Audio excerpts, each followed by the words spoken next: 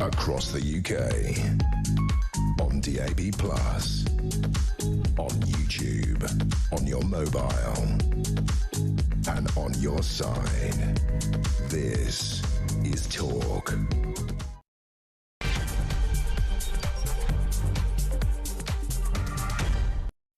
Hello and good morning. Happy Friday to you. Are you one of the lucky ones who's not working, sitting at home, looking out at a winter wonderland, a beautiful landscape of glistening snow and fine flakes and snowmen and frivolous children frolicking? If that's you, then great. Or maybe you're pulling out your hair because you're like, oh, blimmin' heck, they were supposed to be in school and now they're not. Or maybe, just like me, you're looking out at a vista of, well, grey, dull, drizzly, boring. I love snow. I want to see the snow. Oh, never mind. Let me know how the landscape is for you where you are and how much carnage is being caused by the fact that we can't seem to cope when the temperature drops below 5 degrees, can we? I mean, look, I once got on an aeroplane in Finland up to the Arctic Circle and it managed to land.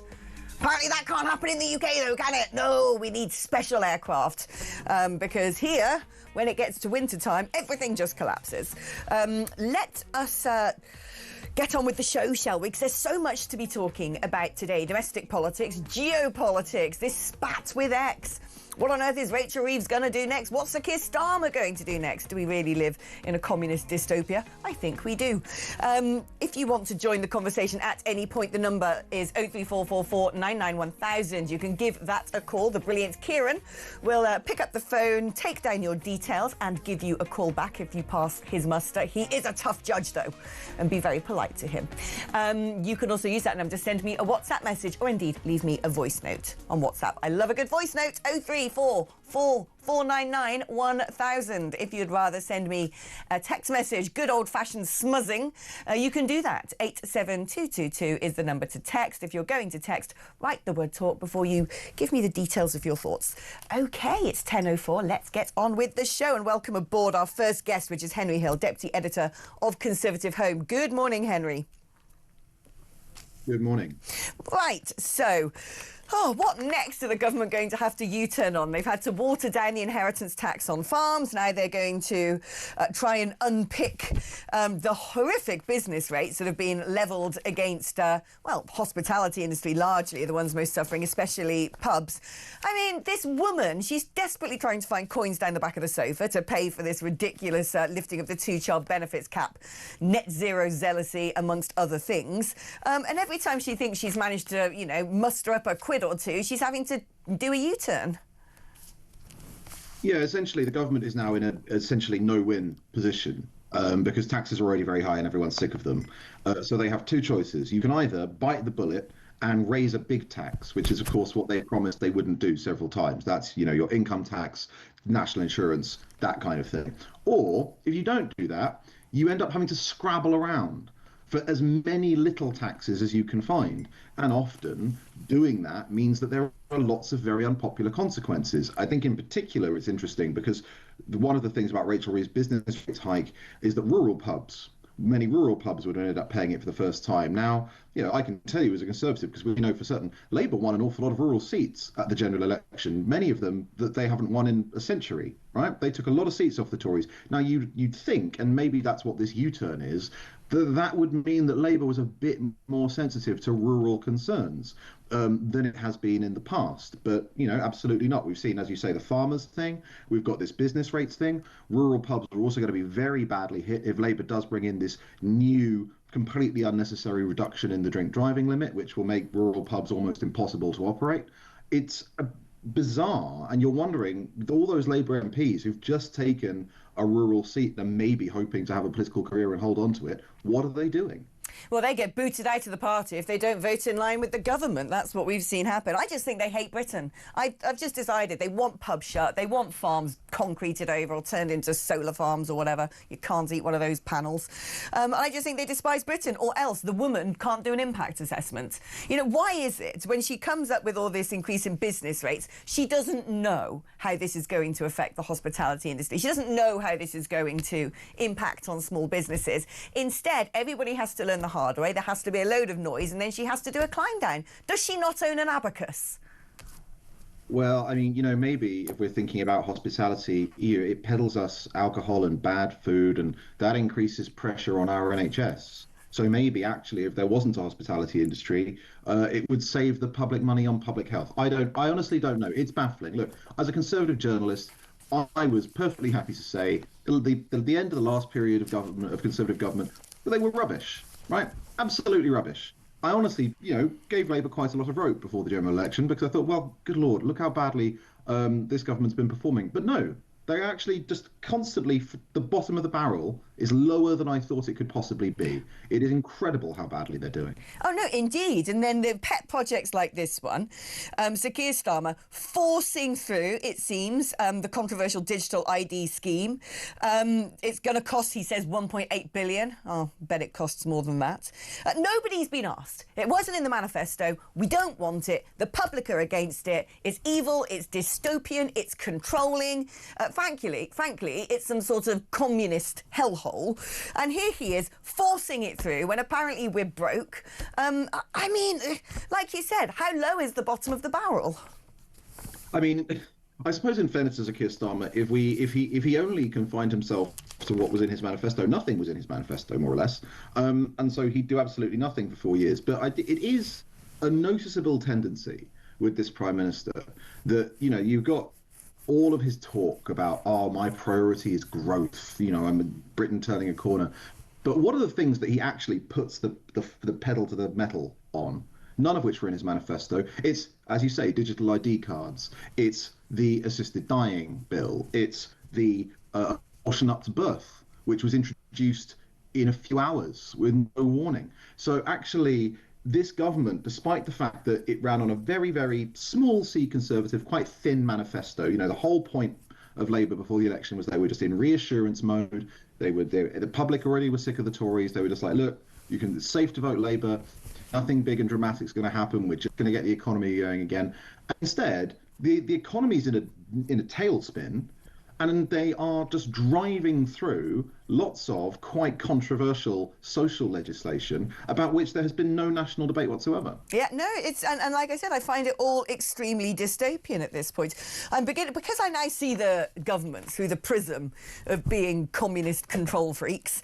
Everything they say now, I just think is gaslighting. Everything they say, I just assume is an inversion of the truth, because that's how they've made us feel ever since Southport. All of this stuff, like you said. I mean, look, other journalists just never ask Sir Keir Starmer any sensible questions in the run-up to the election. It's like, did you like going to the Taylor Swift concert with your kids? Oh, it was really lovely. Isn't he so nice? That was it. That was it. That's all they ever asked him. And now we're stuck with this. And he's trying to drag us into a war. He wants to put British boots on the ground in Ukraine. And defence chiefs are saying, hang on a second. We're 28 billion short over the next 4 years to even be able to half function. What is he doing? I mean, the defence thing, you can only assume that comes from simply not having paid attention in any of the briefings, right? Because do you remember a few months ago when Starmer was talking about putting troops in Ukraine in the event of a peace deal, and the army had to sort of leak a couple of days later that the British army could not deploy 10,000 troops to Ukraine, even if they didn't have to do any fighting, right? We simply don't have the means to do it. I know for a fact from speaking to some defence sources, if we wanted to put tanks in Ukraine, we can't, because we dissolved the railway regiment in 2014, and we simply don't have the railway cars that you need to put tanks on to get them there. At one point, he talked about putting ships in the Black Sea, apparently without wondering whether or not Turkey would let that happen. Answer, no. That's why there's no American ships in the Black Sea, and there have not been for several years. Right? Britain has some fast fighter jets. We could fly over Ukraine in the event of a peace deal, as long as they didn't have to do much actual fighting. But this is a serious problem for Britain because, for all the British foreign policy establishment loves talking about soft power basically is downstream of hard power. And hard power depends on being able to project military force. And the fact is that currently the British army is not really deployable at anything above sort of brigade strength. That's sort of about 5,000, 10,000, 5,000 people, right? We don't have a single deployable division.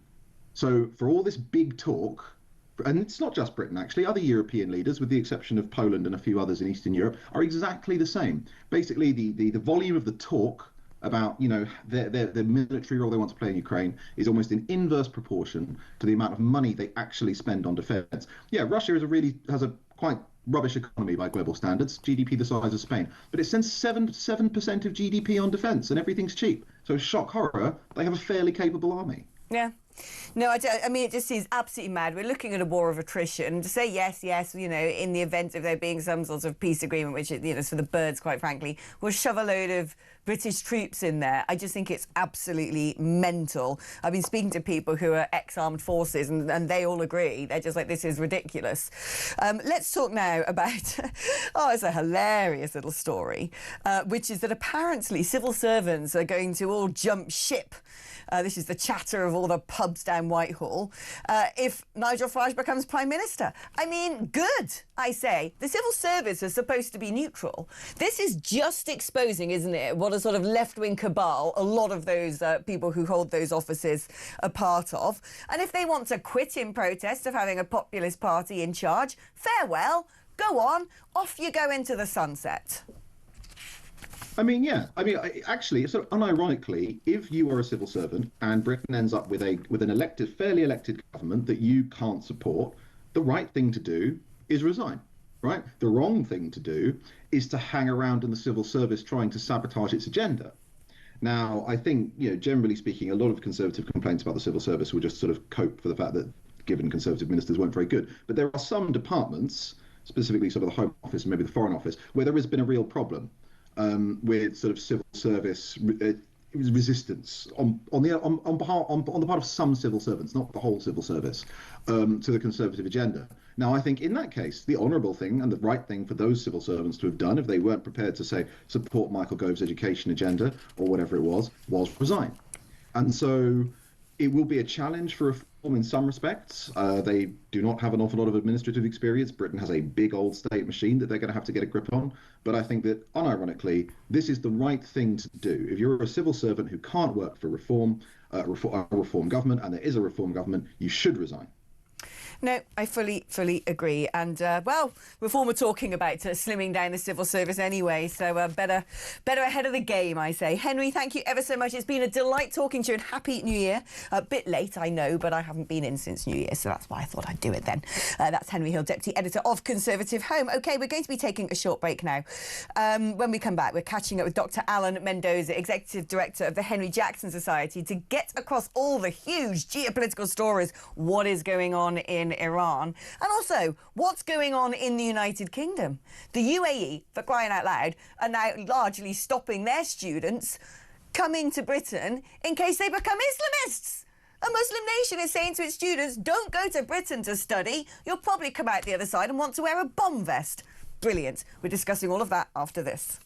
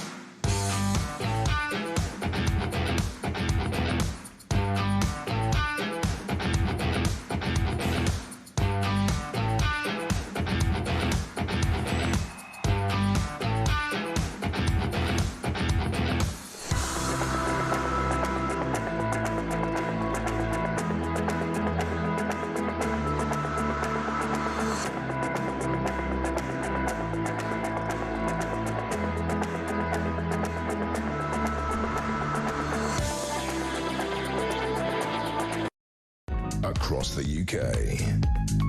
On DAB+, on YouTube, on your mobile, and on your side. This is Talk. Hello there and welcome back. Now, here at Talk, we're welcoming the new year by giving away a massive £26,000. What better way to kick off 2026 than with the chance to win some serious cash? Yeah, 26 grand. It's our biggest New Year cash giveaway and it could be yours. It's 26k for 2026 and here is how to enter for your chance to win. Text TALK to 83338. That's 83338. Text costs £2.50 plus your standard network rate, or you can call 0343 423 9761. Lines closed at 12 p.m. on the 9th of January.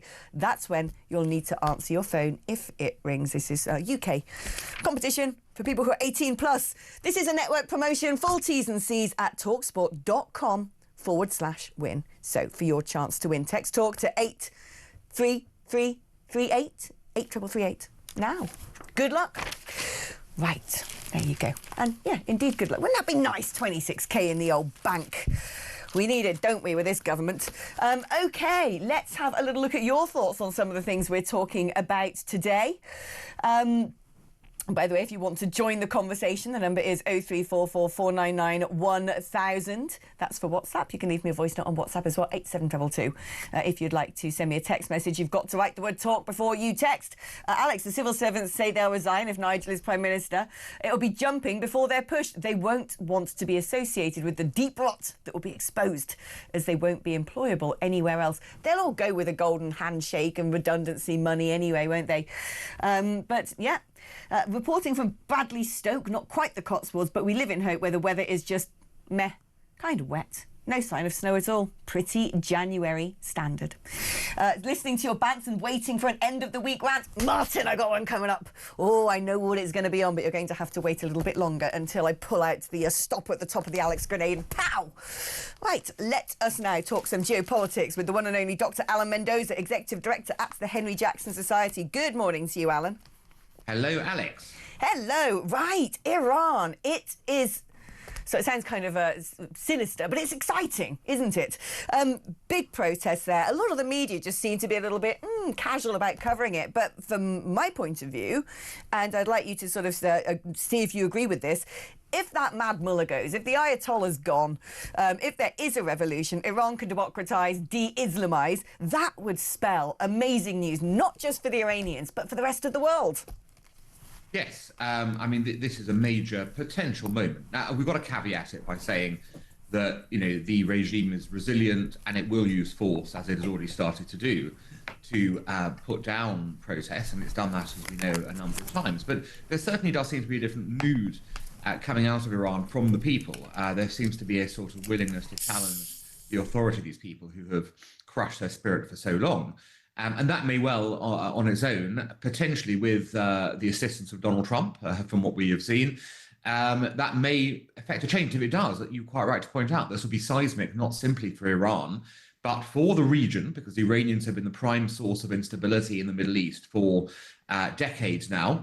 And, of course, for far beyond, because the Iranians have tried to destabilize the world. They're part of, if you like, the axis with Russia and China, the axis of disruption, even evil, whatever you want to call it, but it's there.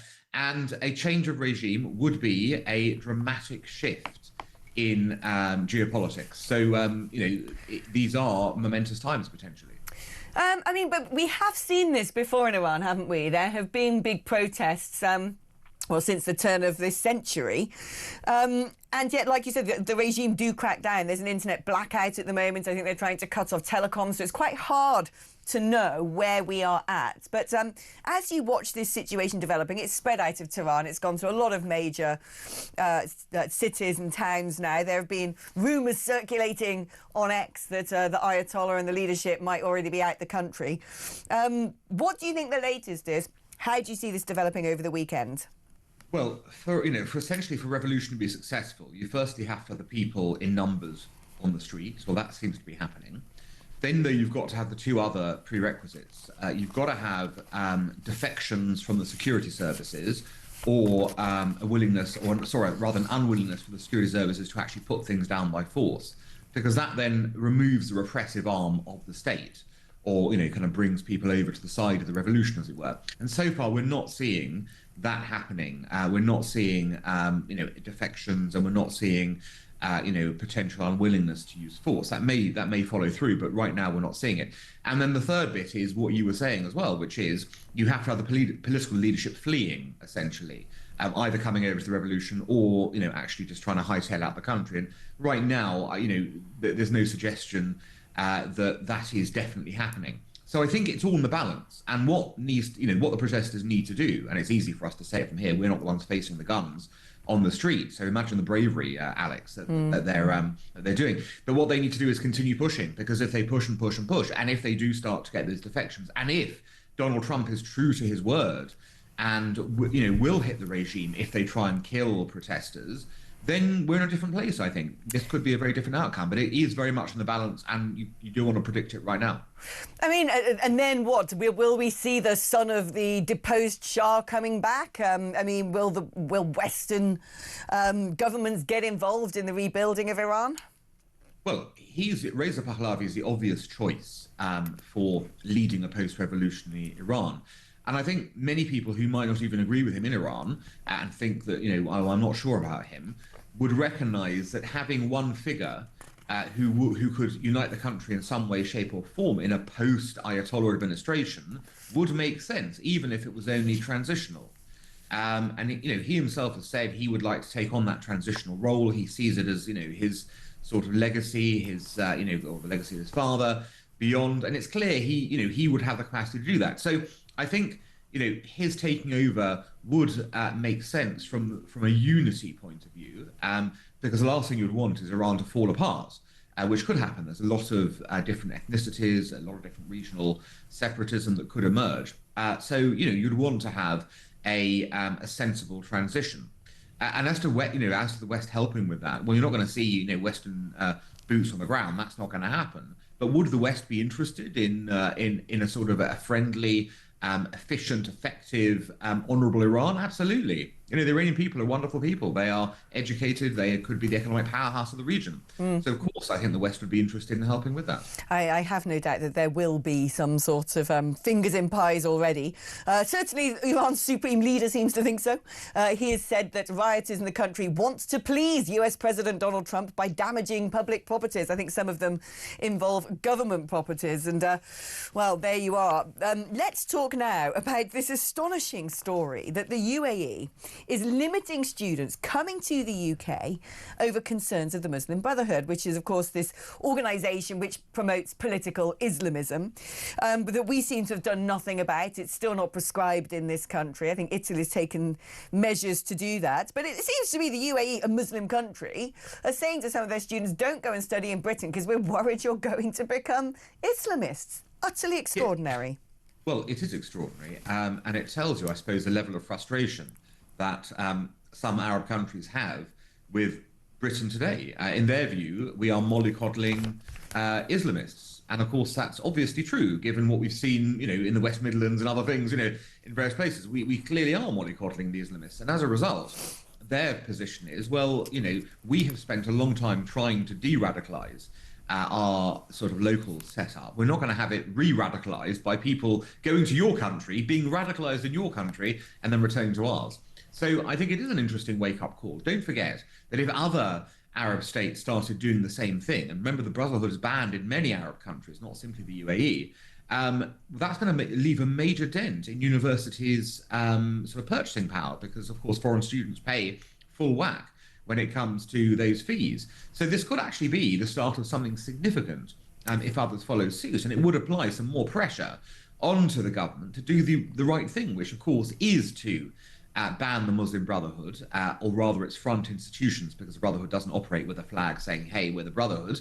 But it can be done. Other countries have started to do it. The US is one great example. And we can do it here. And of course, you all know, Alex, that Nigel Farage, Reform UK's leader, has pledged to ban it. I think that's a pledge that should be adopted by all the political parties, and most importantly by the current government, who could do it right now. Oh, the problem is, though, I mean, the more you look at the state of Britain, we're not just being a little bit feeble and weak-willed when it comes to not offending the Muslim community. We are pandering to hate preachers. Another astonishing story. One of the preachers at a mosque in Birmingham, which was consulted by police about the visiting Maccabi Tel Aviv fans, the community leaders, I think there were 8 of them who got together, who spoke to West Midlands police, and then they made the decision to ban fans. Why? Because apparently a load of Islamists were going to come out with knives or something to defend themselves. Well, it turns out he says that men can beat up their wives and women shouldn't leave the house without permission from their husband. Why are these people being asked by the police, do you want Jewish fans coming over? Oh, no, we don't, because if they come, we might, kill them, we might murder them, we might beat them up. OK, right, we'll stop the Jewish fans then. Why is this man in this country? Why is he saying things in Britain? Why is he not rotting in a prison cell? Why is he not deported somewhere? Why are these people allowed to just carry on with impunity with their toxic garbage ideology? I mean, this is not just horrific for the average Brit. This makes life incredibly difficult for the law-abiding, peace-loving Muslims in this nation. Yes, of course. I mean, and that's important to state, Alex. You're right. Because if you are a Muslim who wants to integrate into normal life, but you live in one of these areas where radical preachers hold sway, you will find it very difficult to do that, because you will come under immense pressure from the thugs in your community who will come to you and say, listen, brother, I hear that you had a drink the other day of alcohol. This is haram. What's going on? And you will find yourself policed in a rigorous way. This, by the way, Alex, is why ghettoization is such a disaster. It's a disaster because it punishes people who want to live normal lives and, sort of incentivizes and rewards the extremists who are able to mobilize sufficient weight of numbers within ghettoized areas to enforce their view of the world on everyone. And that starts with the local Muslim community. But then, as you can now see, it is radiating well beyond that, because they're now making decisions on who should be able to enter their areas and who should be able to come to places in this country. So they're actually challenging, frankly, the writ of the state. And the state is not responding appropriately. It is instead, as you pointed out, it's been captured. The police have been captured in this instance by extremists. And they have gone along with the extremists, as opposed to doing what they should be doing, which is enforcing the writ of the state and saying visitors will be protected. And what you're saying in the hate preacher case is against British values and not something we're going to be supporting. And we will indeed be taking action against you rather than the people who you would like us to take action against. So it's all wrong, and it shows the weakness in our institutions that we are not currently standing up to it and pushing back, most important. Talking about weakness in our institutions, a lot of people talk about Whitehall having been captured by various campaigning organisations, NGOs, the woke mind virus, etc. And it now turns out that civil servants, some of them, gossiping in Whitehall, saying, well, if we have a reform government, I'm leaving, I'm quitting my job. No doubt they know they've got a big pension and a golden handshake, because I think we vastly overpay some of these apparatchiks. But good riddance, surely, might be your opinion.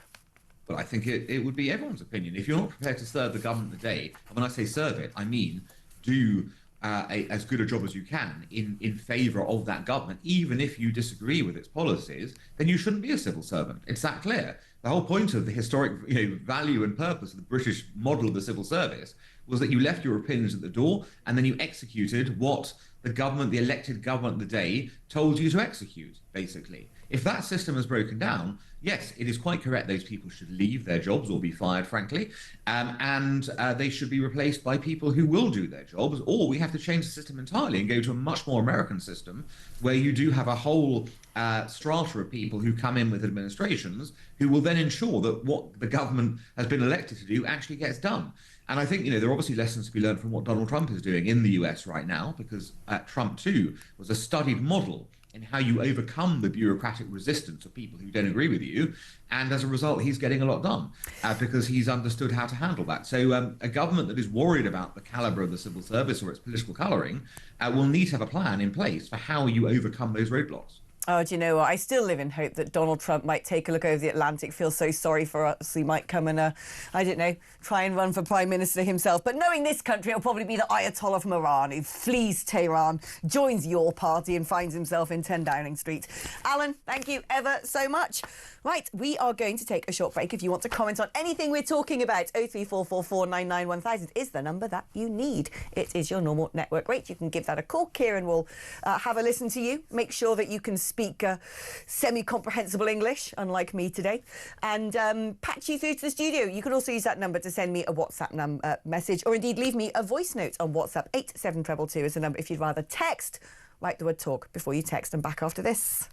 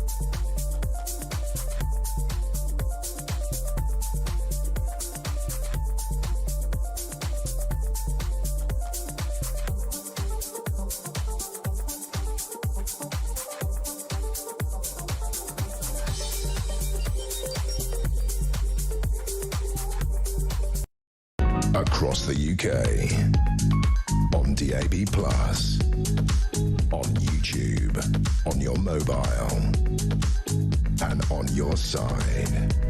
This is Talk. This government chills me to the bone. They're pushing forward now with the digital ID thing. They'll find some sort of excuse to make sure they can ram raid us with their disturbing dystopian communist ideology. But something that really did send a shiver down my spine was Sir Keir Starmer's message to X. OK, so we found out that Grok had been used by some people to do some really deeply disturbing, disgusting things. As a woman who campaigns a lot about women's safety and cares a lot about the hypersexualisation and pornification of society, then yes, Grok, get your act together. AI deepfakes are not funny. But Grok's going to, well, look into that, one hopes. AI image editing is going to be limited to paid users only. Well, I think you probably need to go a bit further than that. But what Sir Keir Starmer said about using one of his quangos, Ofcom, using the full forces of all their powers against X, including possibly closing it down. I'm sorry, you can't gaslight me, son. You ain't pulling the wool over my eyes. This has got nothing to do with the AI deepfakes, does it? You don't like X because it is a leading source of news in this country. You don't like X because you don't like free speech. You don't like X because you don't like people being able to exchange informations and opinions and ideas. You don't like the criticism, do you? You're a thin-skinned megalomaniacal monster. That's why you want to close it down. If you really cared about sexual abuses online, there's a myriad porn sites you could have closed down. Didn't do that, did you? I mean, come on. People traffickers advertise their wares on TikTok. You're not threatening to close that down. All sorts of weird things are being sold illicitly on Instagram. You're not closing that down. There are paedophiles out there using platforms such as Snapchat to groom kids. You're not closing that down. And yet, the social media platform that is actually about news and information, and yes, a place, the public forum, where people can get together and, frankly, criticise you, that's the one you're going after. Yeah. You ain't fooled me, son. We see you. We know what you're doing. Well, let's speak about other things going on in America as well with the brilliant Steve Gill, former advisor to Clinton and Bush. Hi, Steve. How are you doing? Hey, Alex, it's great to be back with you. Let me first say you are 100% right about X. The other night, my phone started pinging like crazy when the attacks on Venezuela were happening. And I immediately, 1:32 in the morning here in the U.S., tuned to Fox, CNN, MSNBC, looked at all the news stations that are supposedly 24/7 news. Nothing was there. But where could you find live of what was going on in Venezuela? You could find it on X. You could find it on YouTube because people in Venezuela were using their phones to take pictures out of their windows of the bomb blast and missiles, posting it on X in the U.S. That's why President Trump and his team at Mar-a-Lago had X on the big screen behind them. That was the live news source. And the legacy media better pay attention to, if you mean live, it's because people want to know now what's going on. And by that, I mean right now, and they completely failed on that here in the U.S. and I suspect around the world as well. Other than X. It's worse here. The EU especially have had their knives out for Elon Musk and X ever since he bought the platform because they deem him too right-wing. They don't like it. They can't control it. They can't censor it. I mean, the EU is just one giant censorship machine. And, you had the Information Commissioner Thierry Breton threatening to come and close down X. It's clear that these people, the global socialists who have had most of the Western world in their gnarly little white-knuckle grip for decades now, don't want to release control. The jig is up. People don't want them anymore. There's a rising tide of populism, and so they're digging deeper. They're digging their heels in, and they're now trying to silence us. That is surely what all this is about. How does Keir Starmer keep his 12 to 14% approval rating if people have more information? I mean, it will go even below that. I don't know if you can do negative numbers in polling, but whether it's Keir, whether it's Macron in France, whether it's Merz in Germany, you look at their poll numbers and the people are rejecting them. And again, all over the globe, you're seeing in South America, the voters move towards the populist conservatives. You're seeing it in other parts of Europe.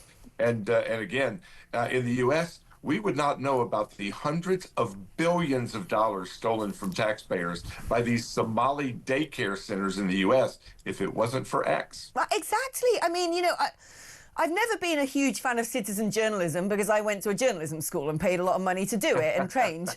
But if it wasn't for some of these brilliant young people, especially going out and getting this information and distributing it, all sorts of things would be going on. And that is what the elites are scared of. They're scared that we can see them and they're scared that we can discuss them. And quite frankly, BBC's on in the corner up there. They don't even know that Iran exists. One of the most important news stories happening in the world right now. Haven't seen a peep of it on our national broadcaster. And actually, it's not even a national broadcaster anymore because it's just BBC World. But no, some parts of the world aren't worth talking about when it comes to potentially the overthrow of a tyrannical Islamist regime. But, considering that other than X, frankly, we still all have to get our information from, various media outlets that I no longer trust. Can you tell me what's going on in America? Because if you listen to the BBC, it sounds to me like ICE are running rampage, massacring people in the street. Trump's going to invade Greenland. I just think this is all massively overblown. A tragedy that a woman was shot, okay? I'm not downplaying that at all. And everyone's now speculating over the footage and analysing it and saying, was the ICE operative's life in danger? Is that why the agent fired his weapon? There's been another situation in Portland after the one in Minneapolis with 2 people injured. They also have been shot. Is this because people now are being so radicalised that, I've seen videos of some of these mad people, including actually in that brilliant documentary about Somalia, where there was some crazed woman standing outside one of these fake news daycare centres shouting, ICE are here! ICE are here! And it was like, dude, it's just a man with a camera. ICE are here! And you can imagine why some people, because they seem to be so demonically possessed, think, I've got to do my bit to save the immigrants because Trump's going to kill them all. I mean, what is going on?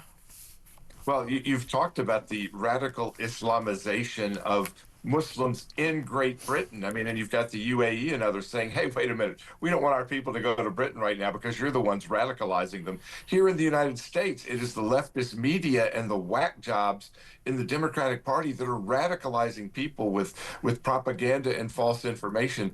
You know, we were talking just a moment ago about Venezuela and the grabbing of Maduro. There are these pink-haired Karen, white middle-aged women who are holding up protest signs, "Stop the war." The war lasted an hour and a half. There are no U.S. troops there. You know, the craziness of the left in the U.S. right now is then radicalizing them towards law enforcement, because God knows we wouldn't want to deport the radical, violent people on our streets. So again, you're exactly right. It's this radicalization targeting law enforcement, targeting ICE. We've seen it in the past, targeting police officers, and then people get hurt, both ICE officers and others, and it's because of this just, again, Trump derangement syndrome that we see so radically on the left. I guarantee you, if Donald Trump cured cancer tomorrow, the Democrats would come out on the streets protesting in favor of cancer. Let's talk, before I let you go, Steve, a little bit about Greenland, because, again, if you listen to the BBC reportage on this, as I did do this morning when the Europe editor went and interviewed a load of lefty-sounding women in Nuuk, the capital, I didn't hear a single right-wing voice. I didn't hear a single male voice in the whole interview. And we all know that, by and large, women tend to go to the left. It sounds as if they're like, oh, it's so terrible, Donald Trump's going to come and invade us. The way I understand this is China's taking massive gulps out of Greenland. The Greenlanders themselves are not particularly happy having Denmark run them and would probably make a push for independence. And actually, quite frankly, the Western world are like, blimey, if they do that and China managed to grab hold of what is going to be a critical route as the snow cap melts, the ice cap melts, across the Arctic, to create part of their sort of Belt and Road Initiative, all the critical minerals, potentially barrels of oil, that, they're also strategically important military bases, and that, Donald Trump's looking at this going, why aren't you doing anything, Denmark? Why are you just sitting on your hands and letting the security of the Western world evaporate in front of your very eyes? Also, quite frankly, it isn't the case that Greenland's always been part of Denmark. That is, in terms of world history, a relatively new event. And yet when I hear the reportage over here in the UK, it sounds like a B-52 bomber's about to fly over the top of the globe, dump a load of payload on some Eskimos, and then seize it by force. It's madness. Well, again, as I tell people all the time, Alex, you have to take Trump seriously, but not literally. And when he talks about military defense of Greenland, he's talking about defending U.S. and European interests against China potentially militarily establishing bases and becoming more involved in Greenland. And again, that's a legitimate threat, as Trump keeps pointing out. Our true adversary in the world, I think, for both Britain and the U.S., is the military, diplomatic, and economic power of China, and it gets ignored because we buy so much stuff from China because they continue to grow their economy while many of these other economies are failing. What has Denmark done for Greenland over the last century or so? Denmark can't run their own country, as Donald Trump was pointing out the other day. Their culture is failing. They've allowed the mass illegal immigration to change them from Denmark to whatever it is that they're heading, much like we're seeing in Britain.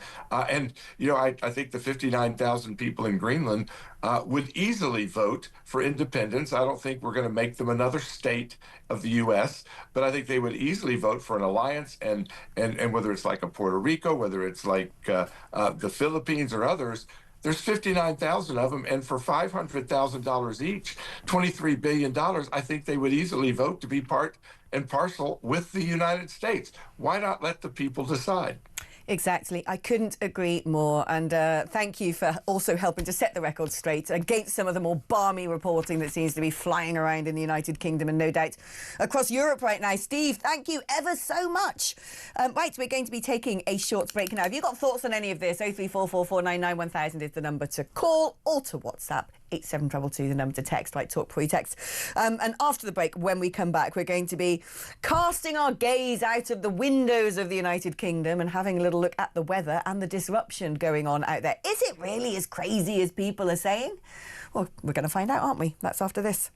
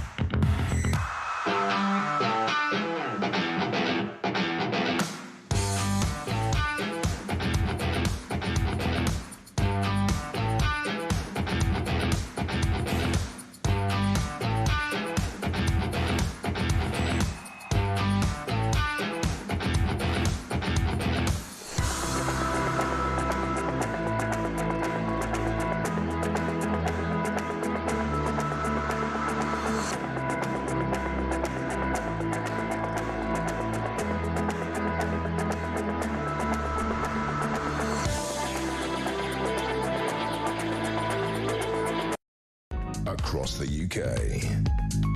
On DAB+, on YouTube, on your mobile, and on your side. This is Talk.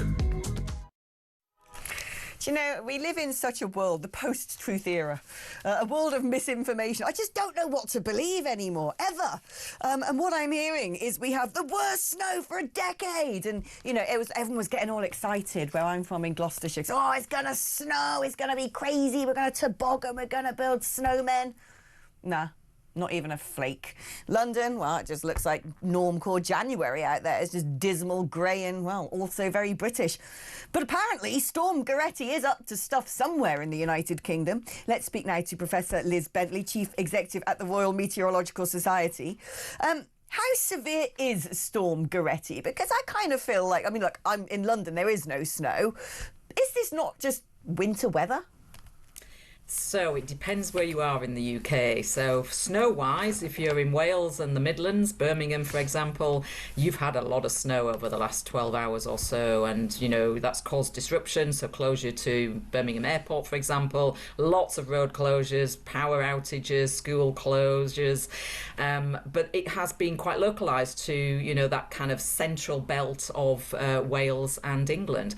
Wind-wise, severe winds. So record-breaking winds right down in the southwest. The Scilly Isles recorded 99 mile per hour gusts. That's very destructive winds. So there's been loads of trees down in the southwest. Again, power outages because of the trees down. Elsewhere in the country, it's been wet and windy, really. So as you say, probably what you would expect for a typical winter. So it really does depend where you are in the UK as to where that severe, impactful weather has been. And is this sort of out of character? Because, I mean, look, you know, I've lived long enough on this island of ours to know that we have rather temperamental weather. Some Christmases it snows, most of the time it doesn't. But, you know, when I read things like, this is the worst snow for a decade, I'm like, is it?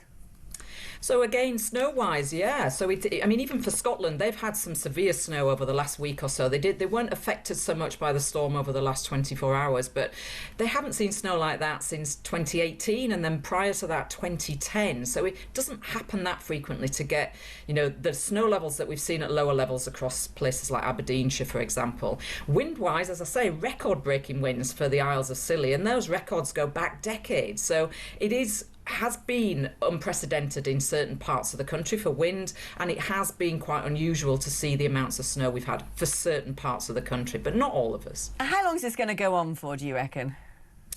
Yeah, so the next couple of days, I think there's ice overnight tonight. So again, a really hard frost. I think we'll struggle with ice in the morning if you're having to get out and about early in the morning, scraping cars, icy patches on pavements. Freezing fog could be an issue actually tomorrow morning as well. So, you know, visibility could be quite poor in places. And then there's a weather system that comes in on Sunday. As that bumps into the cold air, we could see significant snowfall for the northern half of the UK. So northern England into Scotland. Again, another 25 centimetres of snow could fall there. But then we go into milder conditions. So as we get to the end of Sunday into next week, temperatures up to 10, 11 degrees, we won't be even thinking of snow anymore. It'll all be about the thaw and the rain and the more kind of windy, wet conditions that I guess we're more used to. Oh, how glum. I'd love to see a bit of snow. Can you nudge a cloud, Liz, and see if you can sort of send it over Gloucestershire so I can build a snowman on Sunday? I'd love to have that power to control the weather. But yeah, I mean, there is snow out there. So if you want to go and find it, you know, you don't have to travel too far, I guess. Head to the Midlands. That's probably the place to go. Thank you ever so much, Professor Liz Bentley there, Chief Executive at the Royal Meteorological Society. Is it snowy where you are? Oh, I feel like I haven't seen snow in ages. The last time I actually saw good snow was when I was living in Belgium. And it came down in a massive flurry. It's all very exciting. And the buses were working and schools were open and everything seemed to just function as normal. Somehow in Britain, though, we get one single flake and it's like, oh, my goodness, get the children back in their houses. Ah! Let me know. Right, shall we do some calls now and speak? I haven't spoken to this woman for a while. It's Cindy in Michigan. Hi, Cindy. Alex, I've missed you. It's been too long. What on earth time is it where you are?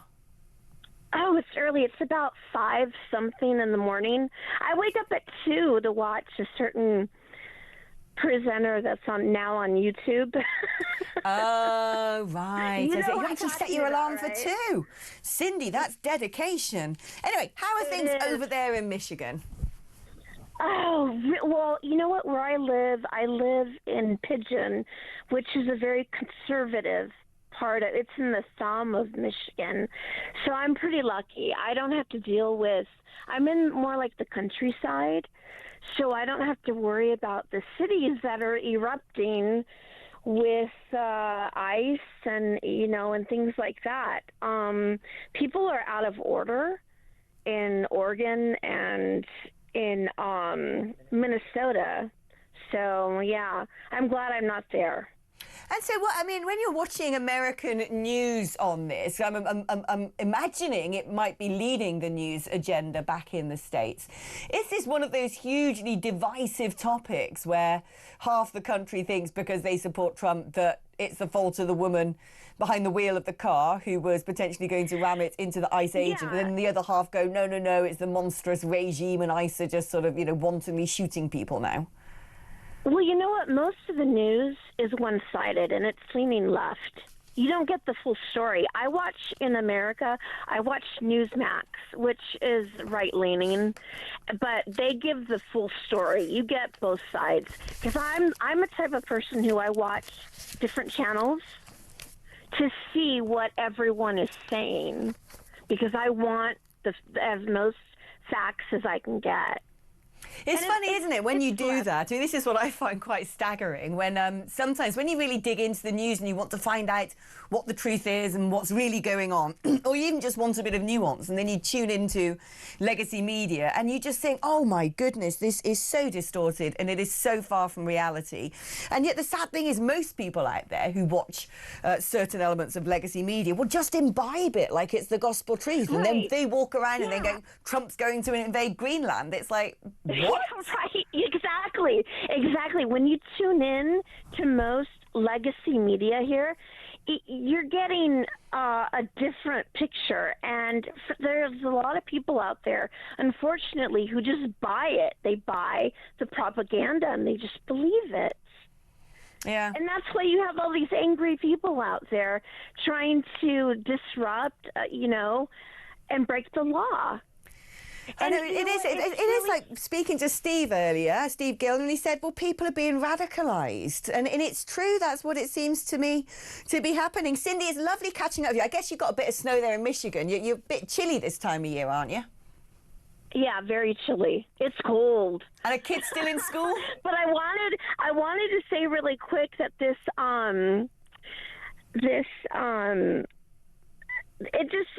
some biblical times coming up with the chip that Starmer wants to place inside of babies. The digital ID and the book of Revelation. Cindy, I'm afraid that's a big old topic and we ain't got time to do it right now because we're coming to the end of the hour. And I'm not quite sure how liberal I can be talking about it because people might think I'm crazy. But it's always great to catch up with you, the wonderful Cindy from Michigan. OK, let's do a couple of messages. Then after the break, we'll be coming back with another hour of news and views, so buckle yourselves up. I live in Walsall and the snow was brilliant last night. A proper covering and defo too dangerous to drive in. Woke up this morning and it's nearly all gone. Gutted. Mike from Dorset says, regarding you saying Starmer hates Britain, I disagree a bit with this. I believe he hates all of those who disagree with him over Brexit. When Labour came to power, compared to the EU, we were doing pretty good in the economy, even though the last lot hadn't made full use of the advantages. Starmer will trash the economy, so in years to come we'll be in such a state any vote will be to go back, and Starmer the narcissist will say, I told you so.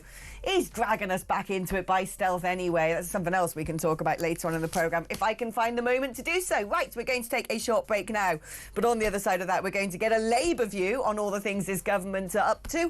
So do stay tuned, put the kettle on, and I'll see you in just a second.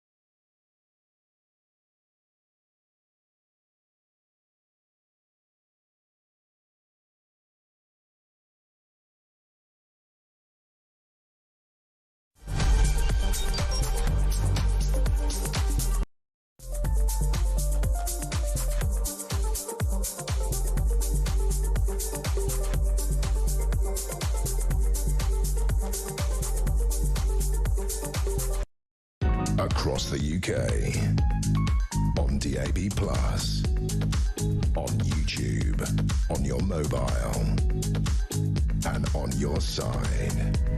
This is Talk.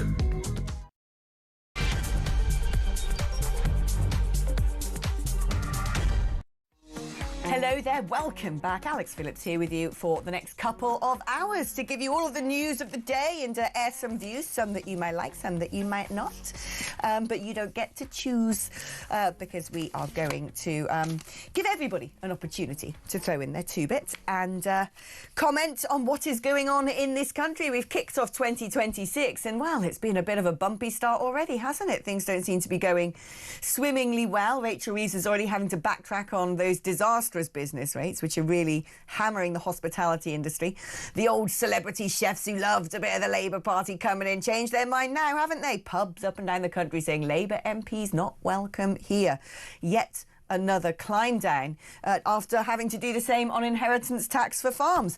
And now also another controversial, deeply unpopular policy that no one's been consulted on. It wasn't particularly advertised in the manifesto. It seems to have come out of nowhere, although it was spoken about by Mr. Blair many decades ago. The digital ID scheme. It turns out that despite the fact that apparently we're really poor, oh no, we're not. We've got a load of fiscal headroom. Oh, we can't afford to do anything. Oh, but we can lift the 2-child benefits cap. Oh, we're going to have to, increase taxes and business rates because we're in such a terrible state. Oh, look, we're decimating the economy. We better change our mind on that.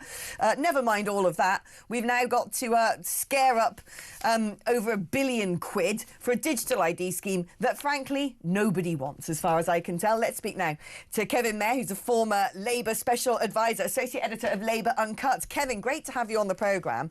This blimmin' digital ID scheme, a lot of the population out there, frankly speaking, are very uncomfortable with it. It wasn't put to us ahead of the general election, but it seems to me that Starmer has the bit between his teeth and he's determined to roll this thing out. Well, we'll see. I think is the strongest I would put it in terms of the likelihood of this happening. I mean, this is an idea that's been rattling around for 20 odd years. Tony Blair was and remains a big advocate of what are compulsory identity cards or compulsory digital ID, whatever you want to call it. Mandatory is the new word for compulsory, it seems. It was a bad idea 20 odd years ago. It's a bad idea today. It's a bad idea because it changes the relationship between citizen and government. If you have a mandatory form of identity, then me, Mr. Government, will compel you to produce that identity to prove who you are. So it changes the relationship between people and the government, the governed and the governing, if you like, which is all right. You might say that's a bit of an abstract concern if you've nothing to hide, you've nothing to worry about, and all the rest of it. But it adds levels of bureaucracy into things, and the scope of having this mandatory digital ID will simply increase, because once it's there, it will just keep increasing in scope, which I think a lot of people don't want. Now, 20 years ago, I mean, I've been opposed to this, my whole adult life, but 20 odd years ago, the kinds of people who opposed this tended to be on the kind of libertarian left. It would have been a Jeremy Corbyn, I suspect, and people like that would have said, this is a terrible idea, Mr. Blair. Today, that opposition is, I think, much, much more deeply rooted. It's right across the political spectrum. It's people saying, I don't trust what you're going to do with my data anyway. We've got, there's all kinds of vulnerabilities around data security anyway, and having too much information online, which I think people are genuinely quite concerned about. But it's a bad idea. It's a bureaucratic idea. And as we've seen today, it's a very costly idea. It doesn't come cheap doing this. And I think you can read between the lines a little bit here about what's going on. So government departments are being urged to basically cough up to contribute towards this ID proposal, which kind of suggests that the Treasury doesn't want to pay for it and doesn't think it's desperately good value for money. Now what's going to happen is we've just had a very tight spending round for the next 3 years. Government departments will say, sorry, Chief, we don't have any cash. It's either cough up for your ID scheme or lose breakfast clubs, or lose defence spending, or lose something else that is very valuable. So I suspect this is an idea that will wither on the vine, and I think Whitehall won't cooperate, and I think it'll just sink beneath the waves eventually. Well, let's hope you're right on that, because it seems to me this government are the purveyors of bad ideas most of the time, and given that net support for the policy has dropped to minus 14%, nobody wants it. Nobody wants it. Why? Because I have a feeling if this ever gets introduced, it will snowball out of control. We've already got to now do digital records for HMRC, which has to connect to our bank account. And then we've got the NHS app, and that's soon going to sort of speak to each other. So when you're saying, you know, this is what happened, I'm on sick leave or universal credit or whatever, it will verify that with doctor's notes. And then when you throw digital ID on top of it, soon enough, the government are going to have the whole of our lives in their hands, and they can do what they want then. They can become like the Chinese Communist Party with social credits. Oh, you didn't pull out your bins. We're going to dock some of the money from this, or we're going to tax you more. I find it quite horrifying, really. So let's hope it does wither on the vine. What do you make of this argument? I mean, I thought this was quite entertaining, where Rachel Reeves went after Nigel Farage for saying, look, when we've done the analysis of the 2-child benefits cap being lifted, and what we have found out is a huge number of people who are going to benefit from this are not British born, they're foreign born. And Rachel Reeves hits back by essentially saying, isn't that terrible? He seems to think that only white kids should have a proper start in life. And then the party chairman, Zia Youssef, hit back going, oh, being British, does that mean you have to be white then? Are you a racist, Rachel Reeves? To me, it just exposes how farcical the ongoing, you know, pointing the finger and calling everybody the R word is getting these days. I think it's a council of despair, frankly. I think people are looking, Nigel Farage's political opponents, the Labour Party, Liberal Democrats, the Greens, other people as well, even parts of the Conservative Party, they're looking for some sort of magic bullet that's going to pop his popularity and get him down from the 30-odd% in the polls that he's had for the last sort of 18 months or so, and drag him down to everybody else's level and finish him off politically. And it won't work simply shouting racist at him. It won't work with people going over what he might have said at school 40-odd years ago. You know, it's a ludicrous line of attack. And the only way that you punch a hole in Reform's popularity is by sorting immigration out. It's as simple as that. And anything that isn't that is just displacement activity. And every time the R word is used as a political stick to hit Nigel Farage with, all you do is hit a lot of the British people, a lot of the British public who agree with him on all of these major issues. And all you do then is harden their resolve to say, well, we won't be coming back to the Conservative Party and red-blue politics and all the rest of it, because you're insulting him, you're insulting us as well. So I think for Labour people particularly, it's a very casual, comfortable line of attack on Reform, but it's a council of despair. It doesn't work. We can see that in the opinion polls. It's not made a blind bit of difference to Reform's success. And of course, when Reform pop up, it's usually Nigel Farage or Richard Tice. But as you say, it's often Zia Youssef, who's a Muslim man, Layla Cunningham, who was selected as their London mayoral candidate yesterday, a Muslim woman.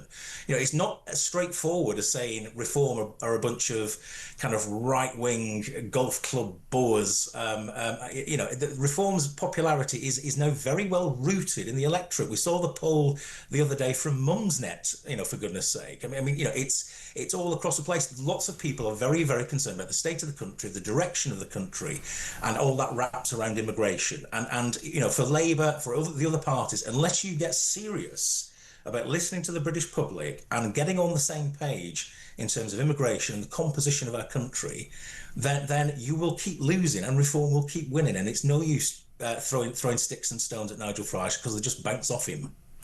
Indeed, they do appear to do that. He's a cat with many lives. Let's talk about the civil service now, because they've turned around and said, not they, all of they, but rumours of Whitehall, that a number of them are saying, well, if Nigel Farage becomes Prime Minister, I'm going to quit my job. I think, lucky you, it probably means that they're nearing retirement age, or think they're going to get a cushy job in the private sector, have some sort of golden handshake or some sort of gold-plated pension. We all know how generously some civil servants are being paid.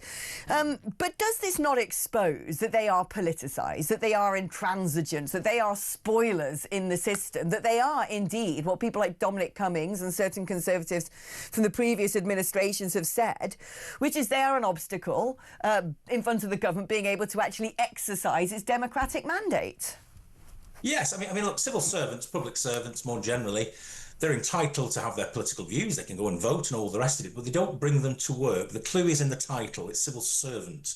You're there to serve the government of the day, which has been elected by the people. And you know, there's plenty of times when you get a government that you don't like, but if it's been freely and fairly elected, then you've got to live with that. And that includes all of us as voters, all of us that are involved in political activity, when your side loses. But it applies especially to the civil servants. And I think the idea that you would try and pour sand in the tank of a Nigel Farage-led government is a disgrace, quite frankly. I mean, you know, we've prided ourselves on a professional civil service that's operated continuously through different governments because it's been apolitical and has been willing to serve the government of the day and help to pursue its mandate that it's been elected on. Now, if you're a civil servant and you don't like that, go and get another job.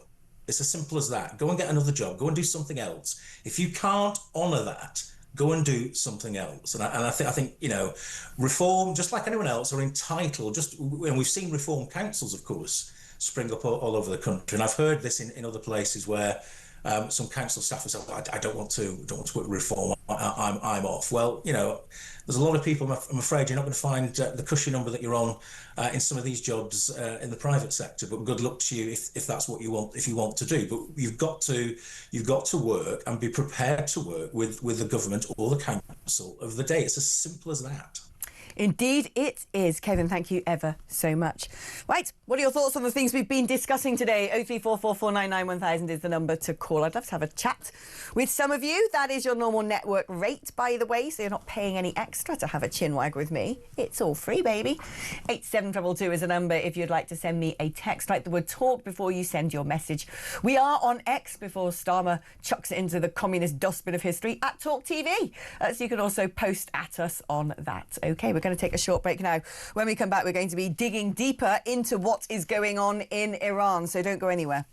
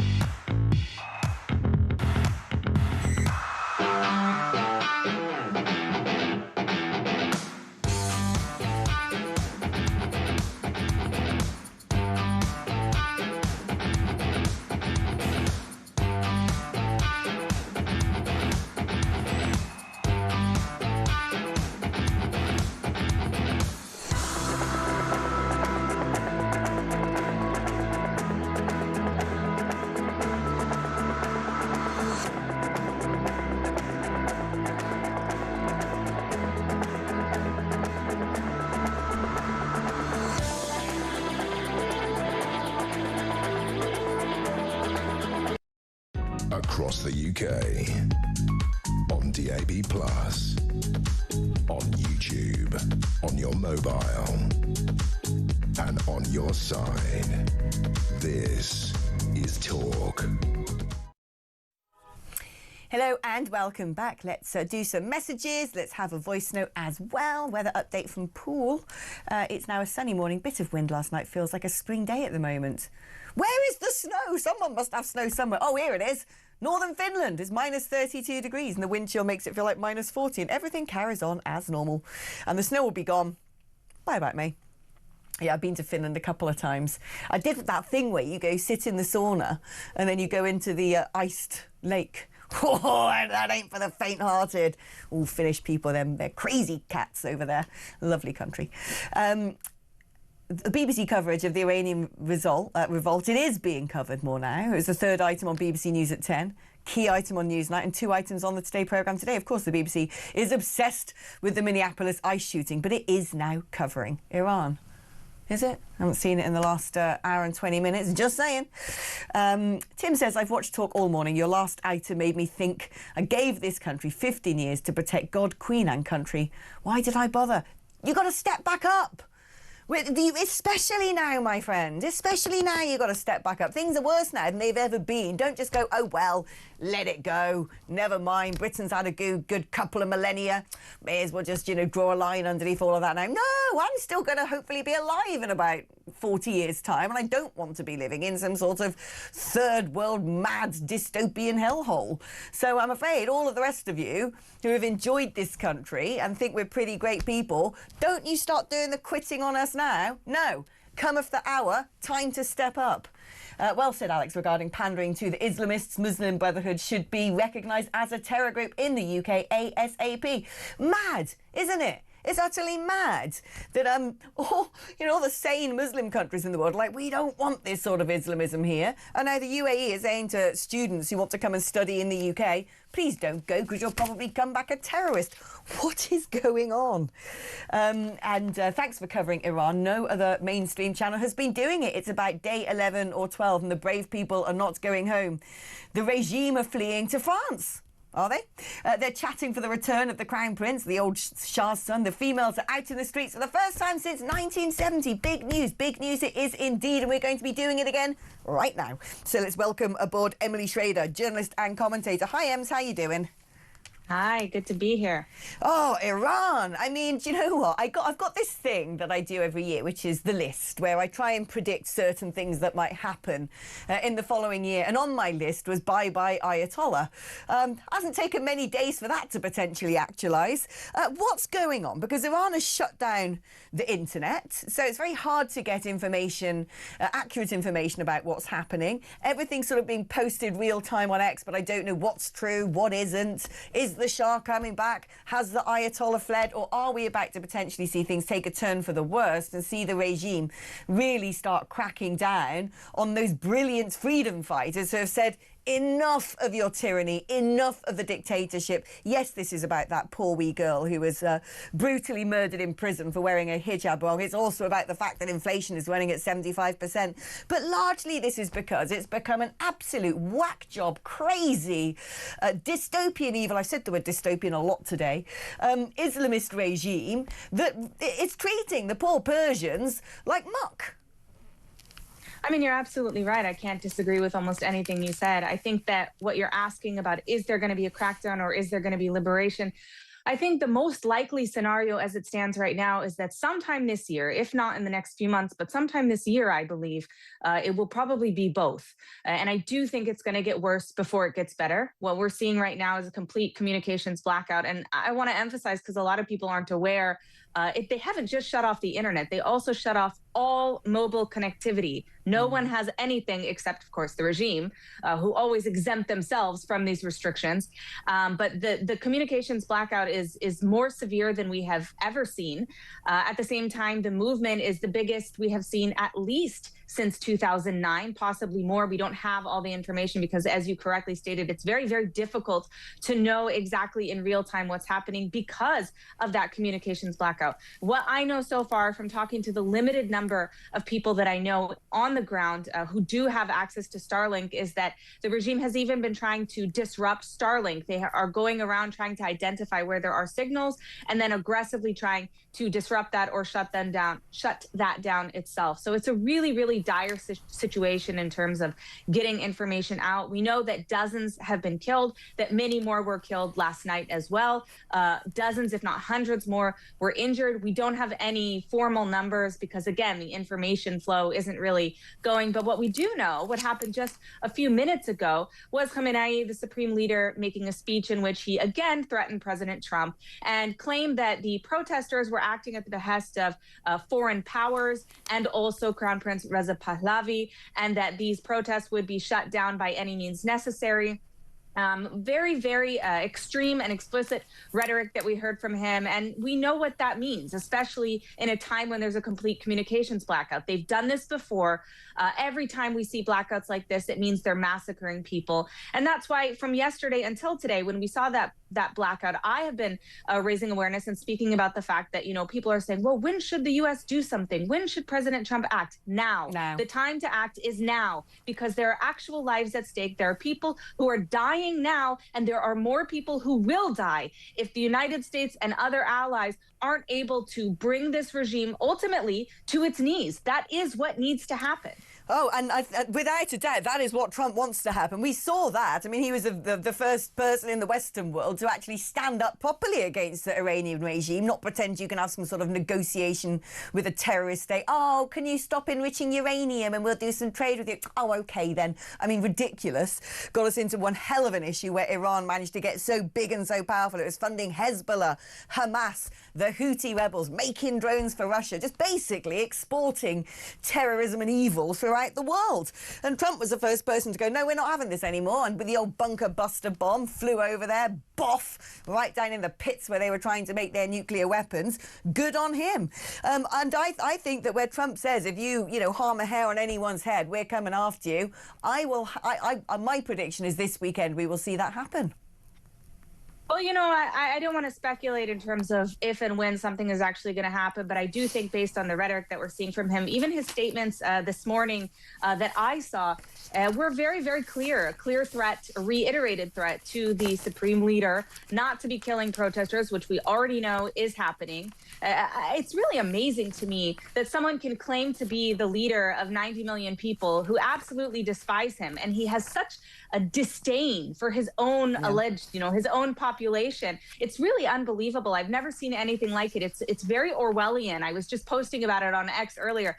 I cannot believe that you can look at what happened last night with millions of your own people rising up in the streets, calling for your death, calling for the downfall of the Islamic Republic and the IRGC. And your response is, oh, well, this is just because of a foreign power. Like, dude, read the room already.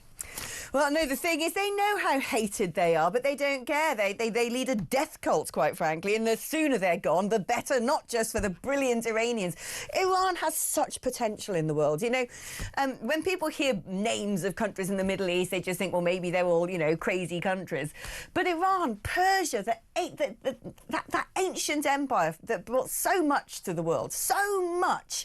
You wind back the clock and you look at footage from Iran in the 1970s, it looked great. I would have lived there. Women walking about in mini skirts, beautiful weather, booming business. Then all of a sudden, the mad Ayatollah comes in, kicks out the Shah, and it becomes an absolute hellhole just like that. And like I said, wages terror and destruction around the world. So let's blimmin' well hope that America is basically the country to go in and finally say, this ends and this ends now. It's a very strange thing, Emily, that yes, the BBC have covered it, are covering it, but they really don't seem to care that much. They would rather bang on about what's going on with ICE over in America because that means bashing Donald Trump over the head. And thank you, actually, for also bringing up the importance of Starlink. giving those people a chink of light out of their prison cell country to be able to communicate with the rest of the world. No other channel is going to be doing that because of, you know, of course, Elon Musk is #1 enemy at the moment for reasons that I can't fathom.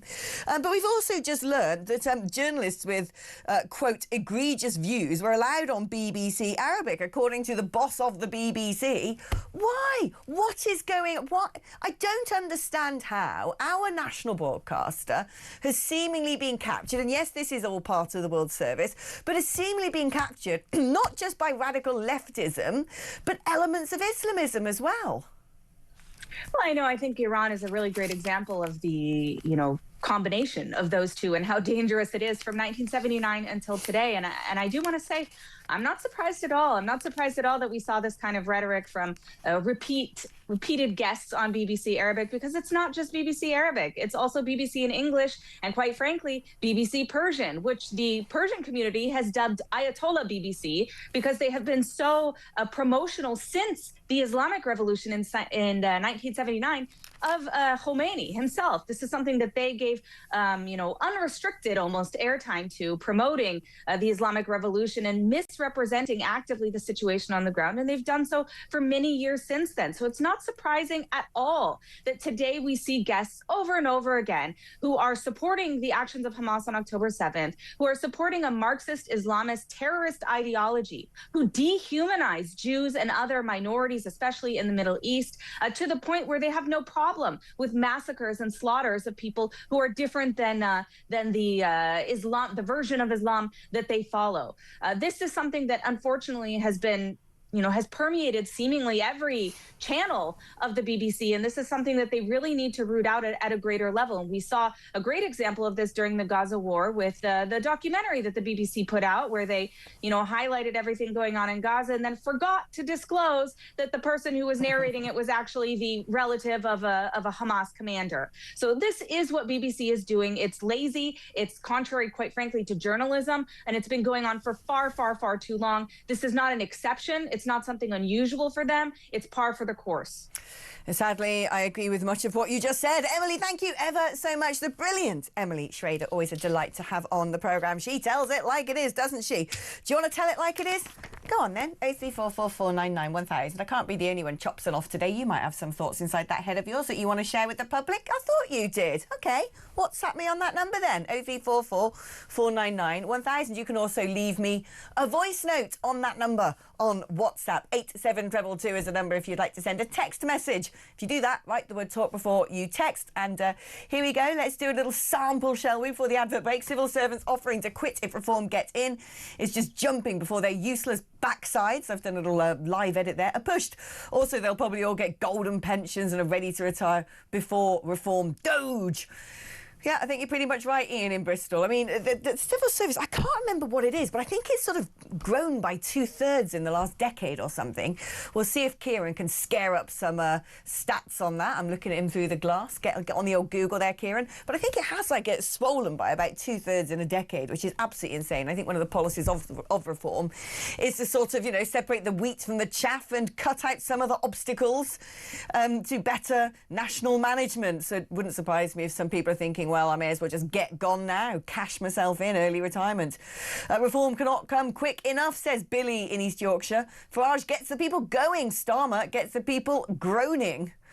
The absolute hell British ancestors endured through the 1900s to preserve their nation's safety and freedom for future generations, to have it sold out under our feet for the benefit of a few. I always think back to that. I do always think back to my great-granddad in the corner of a field in France, such a young man when he was killed, never got to see his son, my grandfather, because he wanted to preserve freedom and the nation state. I think about the effort my grandparents put in during World War II. Both of them, thankfully, survived that.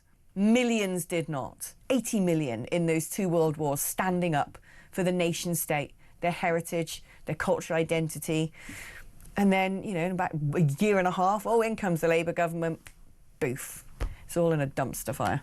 Ed from Hampshire says, I hope that Nigel Farage will sack most civil servants and then prosecute them for treason when he becomes Prime Minister. Calm down, Ed. Might have a good point there. No, I'm only joking. I'd also strip some of them of their corrupt pension schemes and fine them heavily for deliberate damage to this country.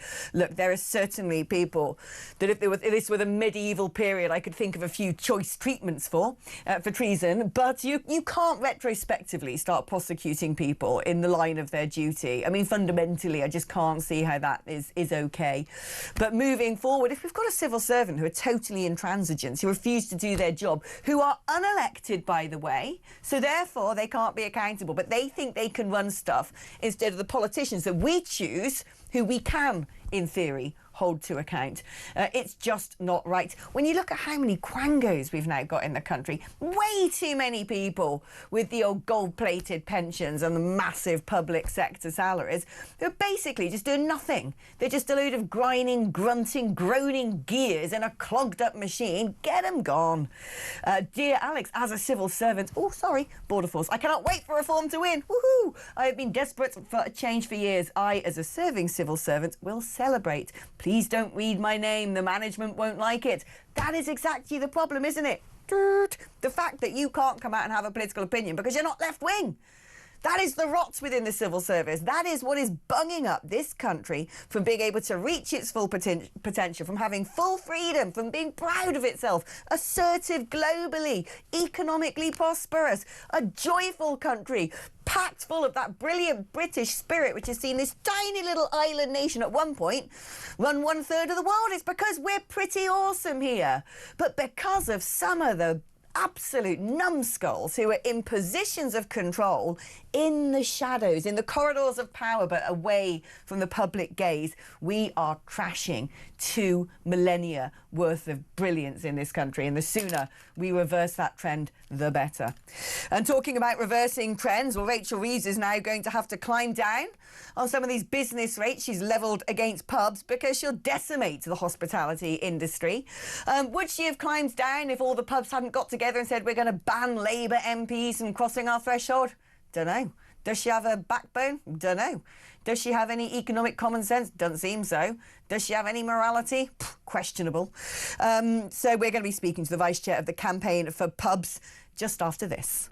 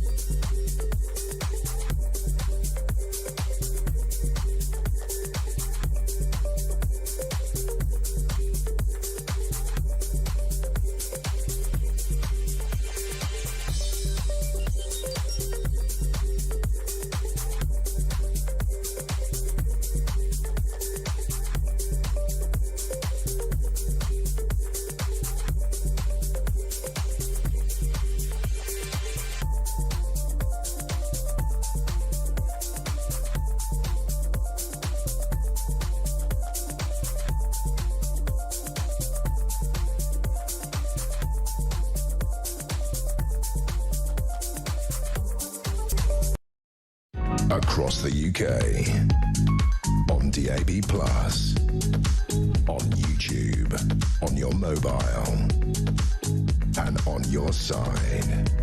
This is Talk. Well, hello and welcome back. One of my favourite places to be on planet Earth is inside the pub. Any pub, really. Some pubs are better than others. My local happens to be one of the best pubs in the country. Oh, it really is. I'm not going to tell you where it is because you'll all start going there and then I won't be able to have some peace and quiet, will I? But honestly, it's one of those wet-led pubs, little camera pub. Everyone knows everyone. I've only been living in my village for 5 months and everyone just, I walk in through the door and it's like family I've known all my life. Oh, it's heavenly. And that is why pubs are so important, because pub, let's not forget, is short for public house. And there's something quintessentially quite unique about pubs compared to the other drinking establishments that every other country in the world has, your average bar. a pub is a house. It's like going to a house party. You know, you sort of go in there, you can sit at the bar, chat to the bar lady. You can, you know, play bridge in the corner. As the old boys are in there over the last few days, sitting in the corner, the older octogenarians or nontogenarians, whatever they are, playing their cards. You know, oh, so cute. I love it. Skittles around the back, and the Skittles teams all come in with their little T-shirts on. There's even a local butcher with a WhatsApp group, and the butcher puts the menu on the group, and you say, oh yeah, can I have some brisket and some pork chops and some venison, some wild boar? And then they set up a trestle table in the pub, and you go get your meat. I told you, it is the best pub in the world. But they're so vital to the community, particularly, I would argue, a rural community where that is the place where people actually go and do stuff, to get to know their neighbours, to work together, to have conversations, to have socialising. And as they always said, every pub is a parliament. We've been losing way too many pubs for way too long. Whether it's the tax on alcohol, the high energy bills, the employer's national insurance, now business rates. Pubs have been closing at a rate of knots, and it is devastating. It is the fabric of our society. I think every single pub in this land should be protected. Well, thank goodness, actually, that there is going to be a bit of a climb down from Rachel Reeves, we hope, after imposing higher costs on struggling pubs through business rates. And some of the numbers that I'm reading is absolutely mad. Let's speak now to Dawn Hopkins, Vice Chair of the Campaign for Pubs and licensee of the Rose Pub in Norwich. Hi there, Dawn. Let's talk about your situation in particular. I don't know what your figures are in terms of business rates and how much they go up by, but some of the things I'm hearing, just incredible. Yeah, absolutely. I think I'm probably one of the lucky ones. It's not going to affect me hugely, but it's still a rise. But across the country, across the board, our whole industry is really, really suffering from this rise in the business rates. It's really the rise in the reevaluation that's happened, and how our business rates are calculated, which is completely different to any other industry in this country. So we're really being hit, as you say. We are an industry in crisis. 8 pubs a week closing. Continual prices going up, and on the pumps, which is affecting our customers. So to then be almost targeted by this and these amazing rates, it's a step too far, and it is going to cause a lot of hardship. I mean, it's not just, the business rates, some of them are just dreadful. Some people are being charged 122% more than they were before. Rural pubs, which didn't necessarily have to pay rates, are now being faced with them. And they will also be hit so hard if the total drink drive ban comes in, i.e., everyone knows you can't get behind the wheel slosh, that 1 pint of beer, off you go. But if they ban anyone having alcohol at all and driving, people aren't going to go up to the pub at all. You might be able to sit there once upon a time, be the nominated driver, have 2 pints of shandy of your mates and say, OK, it's my turn to drive us all back. If you, it will harm pubs immensely. And also, of course, but something we're not talking about enough is these crazy workers' rights that the Labour Party have brought in, including the old banter ban, where a pub could technically get sued by a member of staff if some punter says something that the member of staff doesn't like. Yeah, as you say, we're just absolutely being hit with a barrage of costs going up, different regulations. It's one of these things with the drink drive thing.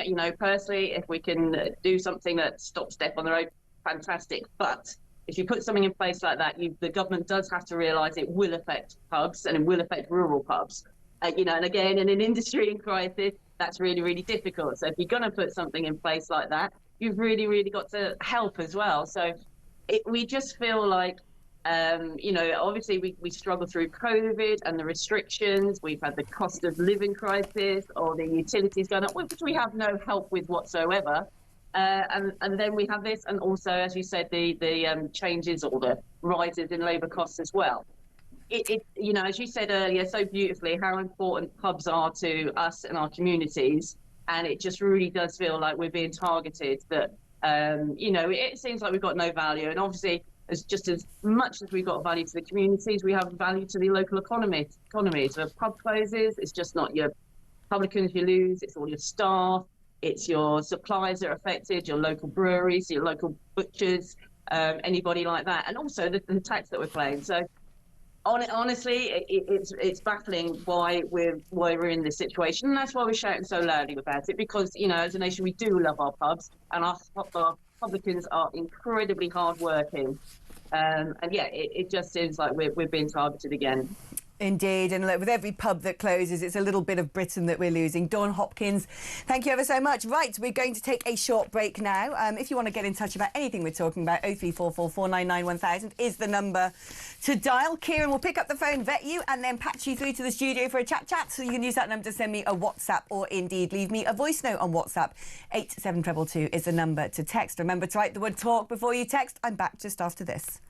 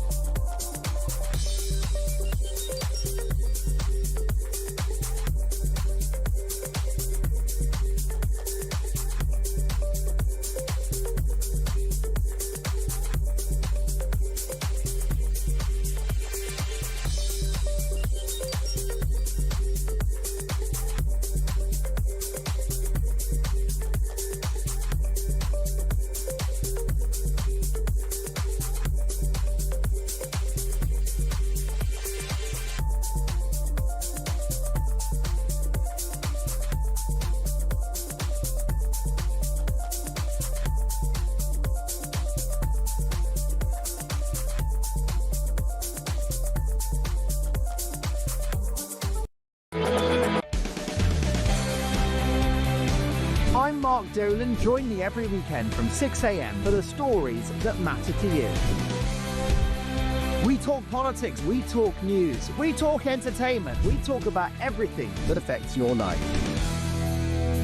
There's only one place to start your weekend, the home of common sense. Talk Breakfast on Talk. 6 a.m. to 10 a.m. every Friday, Saturday and Sunday here on the home of common sense.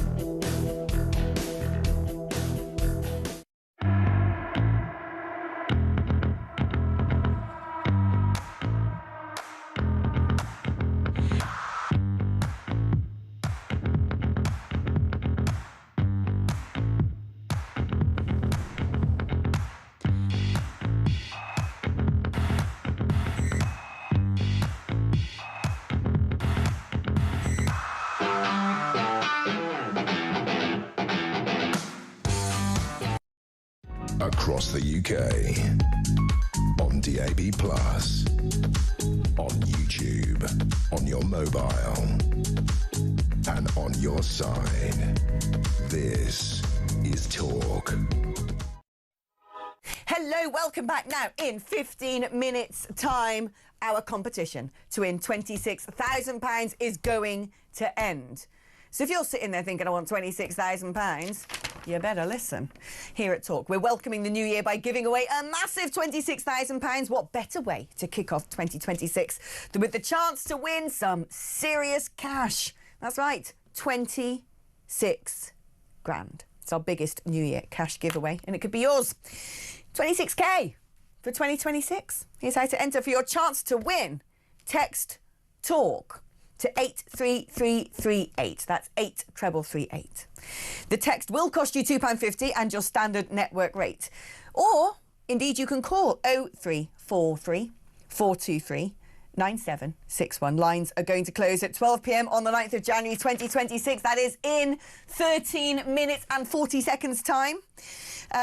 That's when you'll need to answer your phone if it rings. This competition is for UK residents only who are over 18 years old. This is a network promotion, and the full T's and C's, if you care to read them, can be found at talksport.com/win. So for your chance to win, text TALK to 83338. That is 83338. Do it right now. Good luck. All right, let's do a voice note, shall we? This is Stuart.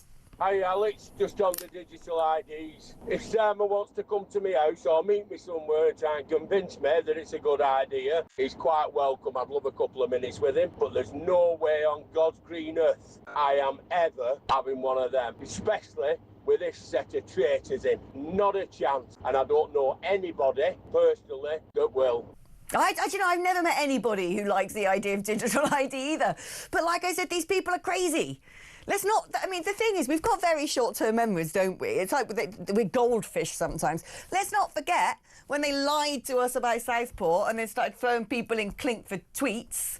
Let's not forget they did that. Let's not forget they want to scrap the jury service. Let's not forget they're cancelling elections. Let's not forget that they now want to force digital ID down our throats even though nobody wants it. Let's not forget that because some creepy people who should be personally prosecuted for criminal activity are making deep fake images using AI, that they want to actually just close down X. Oh, what? Why? Because it's where we talk. These people are drunk on the fumes of their crazy communism. We must remember this. We mustn't just sit there going, oh, well, it's all right, really. It's just, you know, bam, punch after punch after punch after punch. And they're getting high on their own importance now. They're getting arrogant with how much they're getting away with. And it's blimmin' terrifying, isn't it? They terrify me. All right, let's do some calls. Let's speak to Matthew, who's in Warrington. Hi, Matthew. Hi, Alex. I just want to say, Starmer and Rachel from Accounts are so paranoid about reform and Nigel Farage that every little thing they say, he's got to be, he's a racist, he's this, he's that. He said something at school 40 years ago. I wish they'd focused more on trying running the country than they are trying to make someone look racist when they're clearly not. Because, you know, in the last two PMQs at the start of it, he's had a pop at them about Russia and snow, which is quite ironic, really, considering they're a bunch of commies. It's ridiculous. Just try and get something right, because more and more they do it, more and more people are going to reform. They don't get it. This playbook started during Brexit. Whenever the global elites think that people don't want them or don't want their grim little idea of how the world should work, they go for two levers. Oh no, three levers. They go ultimate scaremongering, which is the whole ceiling's going to collapse if you dare vote this way. They then go for Russian interference. It's always the Russian bogeyman, isn't it? Oh, well, you know, Putin made us win Brexit. Get lost. It was the people who voted to get rid of the global elites. And then they go for racist. They go for the demonisation, the shaming. And then when all those things don't work, well, we know what else they do. They form these mad left-wing coalitions, they cancel elections, they change the nature of the plebiscite, they redraw boundaries, they give 16-year-olds the vote. There's nothing that they won't do, quite frankly, to try and maintain their grim little grip on power. And that's what I find so deeply concerning. Thank you for your call, Matthew in Warrington. Let's speak to the brilliant Grace, who's in Ealing. Hi there, Grace. Hi, I'm not brilliant, so maybe you're thinking of another Grace in Ealing. But it's good to talk to you. How's your day so far? Oh, well, thank you. What's on your mind, Grace? I would really disagree with the government arguing, if that is, I haven't had a quote from them, but if that is what they're arguing, that they're protecting children by considering shutting down X. For one thing, I'm flabbergasted that our government has shut down a programme to address FGM in our world. Amongst the cuts to UK aid, they've cut down a programme to oppose and tackle FGM. So if they cared about children, I don't think they would have done that. But also, the thing with X or any other media platform is that clearly what's in the media or on a social media platform does impact people and how people think to an extent, and that's why you guys have feelings about the BBC as a media platform, for example. But with X, though there is clearly some really evil stuff on it that should be addressed, you can't stop the evil in our world or in human beings by just closing something down. I think some people presume that the bad things that happen are solely the result of certain circumstances, but I actually believe that human beings are all, to differing extents perhaps, affected by sin, and we all need to think about how we repent of the sin in our own heart, but we also can't think that we can fix the sin in other people just by shutting them up. This is it, isn't it? It's a bit like saying, because there was a horrible incident of the man driving his car into the celebrations of the football in Liverpool, that all cars should now be banned or all cars the same make as his. No, it's the man sitting behind the wheel that you deal with. If you've got people using AI to do absolutely repugnant and vile things, you need to go after them. I'm not saying that Grok shouldn't go, right, we need to make sure that there's something, I don't really know how AI works, but something programmed into the matrix of this system to make sure people can't do this. It is also a corporate responsibility if you're going to produce a technology to make sure that it's safe. But the idea of this, use all your might, Ofcom, close down X if you need to. We're not even talking. Grok, for crying out loud. They're connected, not the same thing. To me, it is very clear if that is indeed what Starmer wants to happen, and we know the EU would love to see X closed down. They'd love to see that thing gone. It's nothing to do with the making of these utterly repugnant images. Because if they were that worried about sexual content being harmful online, they've never shut down a single pornography site that I'm aware of. A lot of those have all sorts of things on there that shouldn't exist. I think they should ban porn as much as they possibly can, and I don't give a toss about people thinking that they've got some kind of inherent right to look at it and need completely eradicating as far as is possible. But indeed, I don't know enough about how AI works, but I would have thought that it should be possible to make it such that you cannot ask it to create certain types of images. Can they not just... I mean, if I try asking ChatGPT to make a design that uses a particular character which is copyrighted, ChatGPT says, no, I can't do that, because I want to make designs for a particular thing I'm doing that's, just a silly advertising-related thing. But it won't let me use copyrighted characters.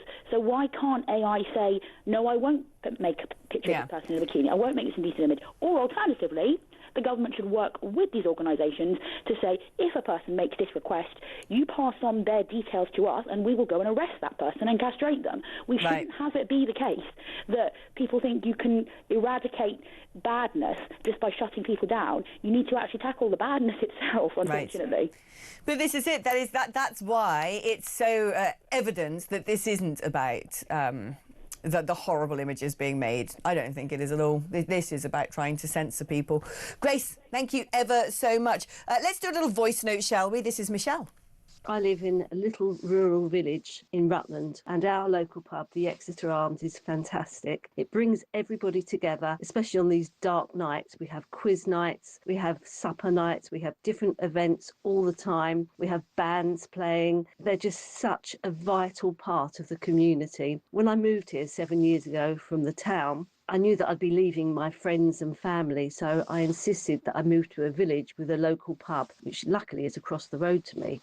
I absolutely love it. I've got so many friends here now. It is just absolutely wonderful. And what Labour were trying to do to the pubs is just nothing short of criminal. Do you know, I totally agree with everything Michelle just said there, because that's the same with me. I moved out into rural Gloucestershire because I wanted to get out of London because I keep getting robbed and stuff. Happened the other day, didn't it? And I sadly broke up with my partner. It was a bit useless. And I would have been totally ostracised were it not for my local pub. And now I go in there and I know that I'll see Magic Mike, Kenyan Ken, Afro Shell, the brilliant Mia, Vincey. Over Christmas time, people who didn't have anywhere to go for Christmas all went to other people's houses. We're in and out of each other's front doors, and we all culminate in the local pub. And just like the sound of the pub in Rutland, we have quiz nights and skittles and live bands and Oktoberfest and the brilliant meat table. Pubs are so important. They are the lifeblood of this nation. It's what has kept our communities ticking over for decades. The pubs, it's a bit like churches. They're just full of heritage and memories and spirit and soul, and a place where people come together. And all of that stuff sort of seeps and lives in the walls of the very building, and it breaks my heart every time I see a pub having to close down for some sort of ridiculous reason, when the government's main priority should be making sure things like pubs can stay open because they provide such an important service to the community. Let's speak now to Stephen, who's in Manchester. Hi, Stephen. Oh, hello, good morning. I want to talk to you today about physical cash. If we're interested in retaining liberty, it is vital that we retain physical cash so that we don't come under the sort of digital thumb in the future. I personally have had many institutions, hospitals, museums and so on in Greater Manchester back to accepting cash through the civic society I'm involved with.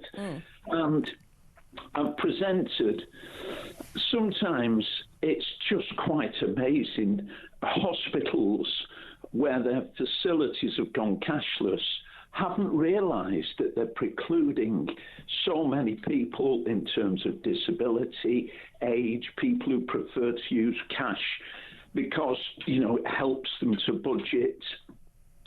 And I think my message would be to anybody listening to this, if you go to a pub, a club, wherever, and they are not using physical cash, challenge them.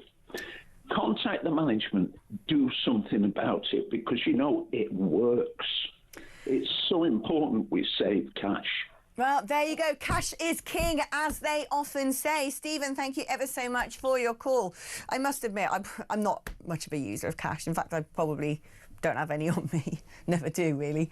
I just don't like. I hate coins. They smell funny. But, you know, there is a point when you start transitioning to everything being stored in massive computers that can be manipulated by people in power. And I know that's not tinfoil hat. That is just true. Then we're in trouble deep. Let's do a few messages, shall we? Good morning, Alex. Great to hear you back on the radio. Why, thank you very much. Are you talking about going to the pub? Probably not tonight. I was at the pub last night, actually, a great pub called the Scarsdale in London. If you ever are in London, it's one of those few pubs that is very British and very yokely, locally and lovely, and a roaring fireplace and pork scratchings and a pint of cider. So good one. Anyway, Ed says it's made me think I need to go tonight at 5 p.m. to have a pint of the black stuff. Great show. Ducklington. Oh, I said from Ducklington. Still has 253 illegal immigrants at the hotel just 1,000 yards away from my house. Anyway, he says, give a big shout out to the Ducklington folk. Ducklington still sounds like the best place on earth. And someone says, please give a plug for the wonderful local pub in Hawkden Village in West Suffolk, the Queen's Head. Beautiful and traditional, run by just 3 very hard-working family members. A traditional pub at its best. That's Amy in West Suffolk. So there you go.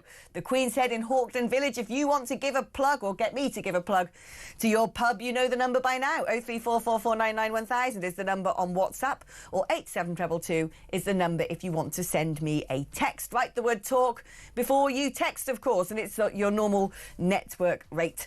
And Terry says, it's okay having a designated driver, but why are non-alcoholic drinks so expensive? As no duty is payable on them, so they should be much cheaper. This includes soft drinks. Good point, well made. We're going to take a short break now, but don't go anywhere because there's so much more coming up for the final hour of the show.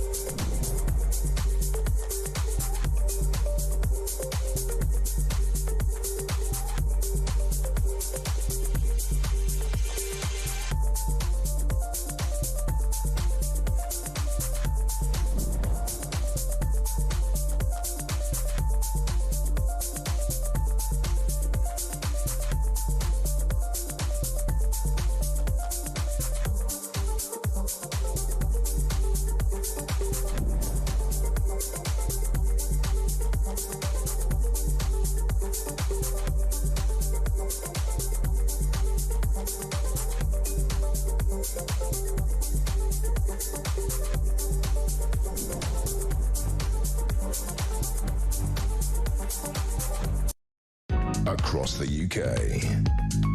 On DAB+, on YouTube, on your mobile, and on your side. This is Talk.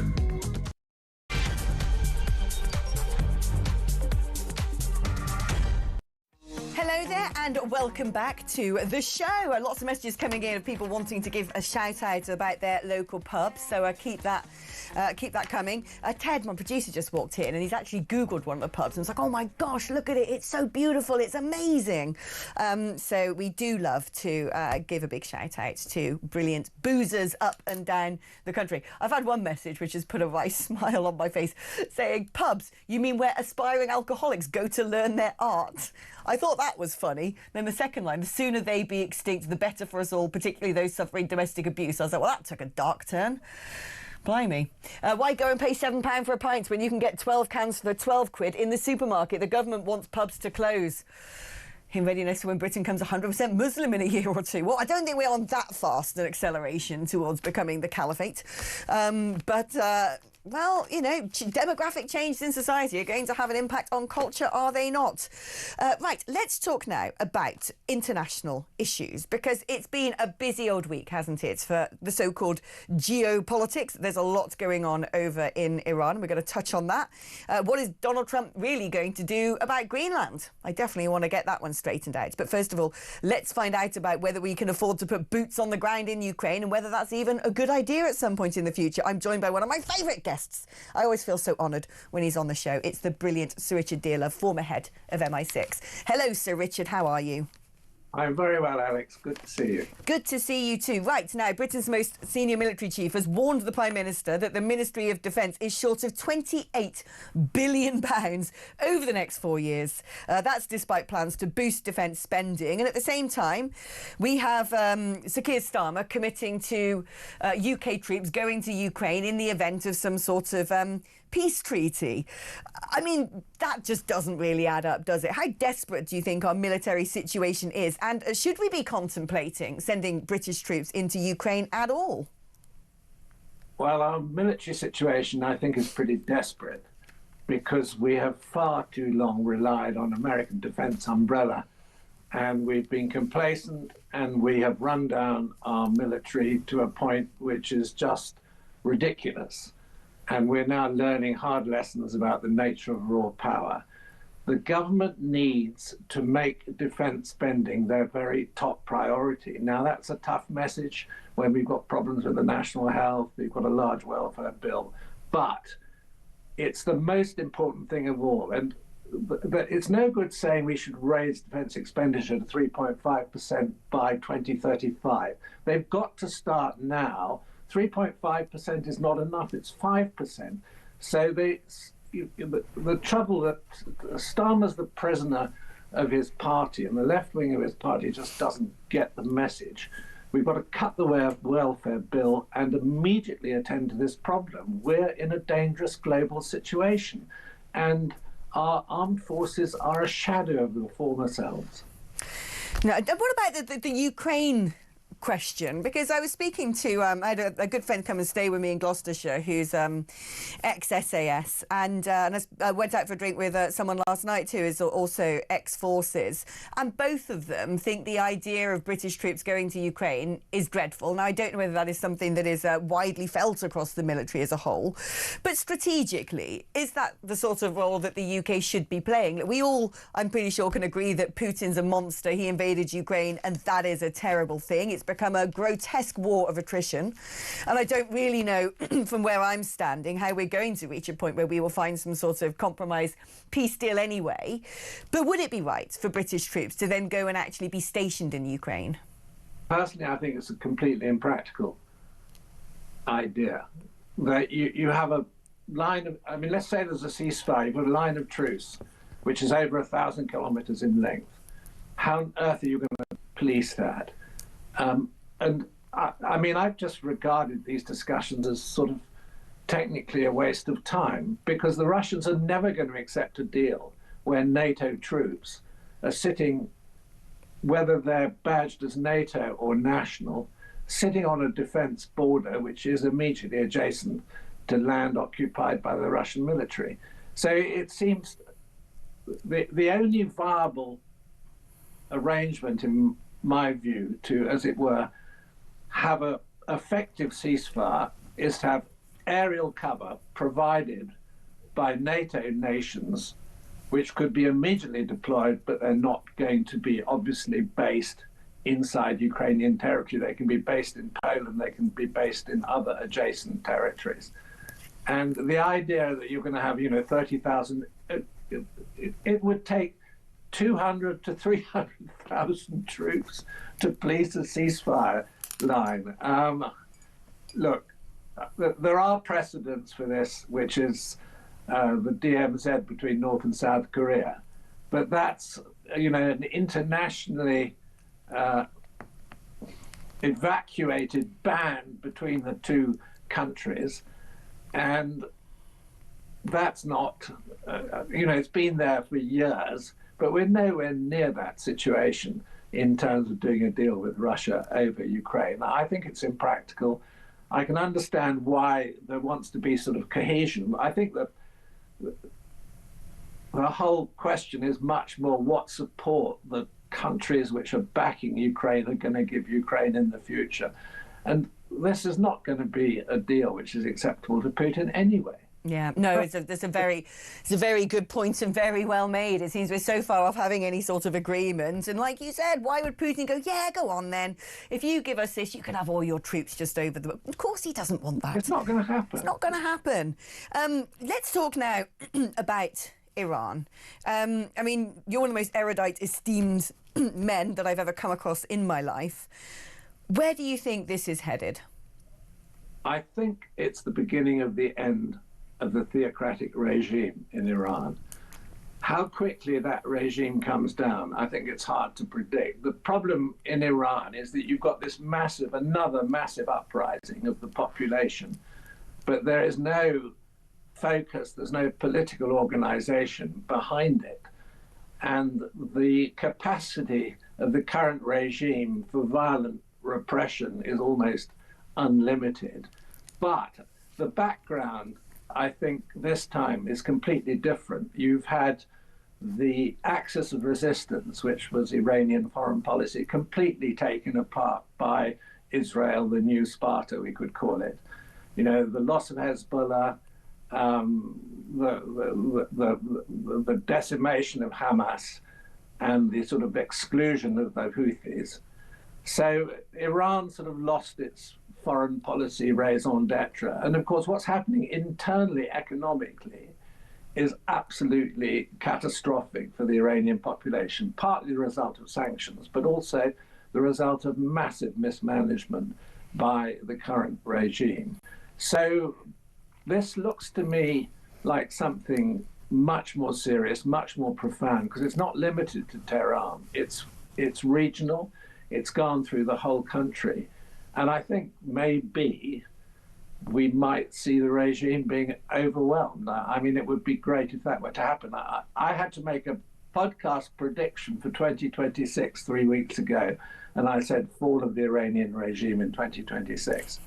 I think I'm going to see that, or we're going to see that. I think it would be the best thing of all that could happen in the Middle East in terms of reconfiguring, reconstructing relationships across the Middle East. Oh, no, do you know, it's funny, I did the same thing. I was making predictions for 2026, and goodbye Ayatollah was top of my list as well.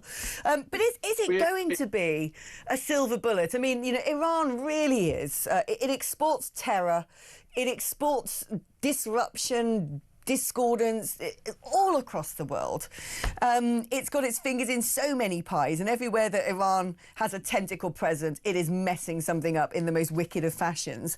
But is the removal of the regime going to be a silver bullet, or is there a risk it could leave a sort of vortex, a vacuum within which something equally as horrible might take root? I think there's always a danger when you have a massive political vacuum that it's filled by something worse. So there is that risk. But personally, I would be more optimistic about the future. The Middle East is an imperfect 19th and early 20th century creation in terms of where the borders of the countries lie. But it worked best when Sunni Islam and Shia Islam, that's Iran, had constructive, good relationships with the West. And it may well be that we can go back in that direction. Bear in mind that, the irony of Iran is it's a very potentially wealthy country, highly educated, highly literate, and it's been absolutely ruined by this theocratic regime. And it could play an extremely positive global role in the sort of reconfiguration of the political plates that at the moment are so stressed across the whole of the Middle East. But the defeat of Hezbollah, the loss of Hamas, as it were, and the exclusion of the Houthis in Yemen, I think that's a big step in the right direction.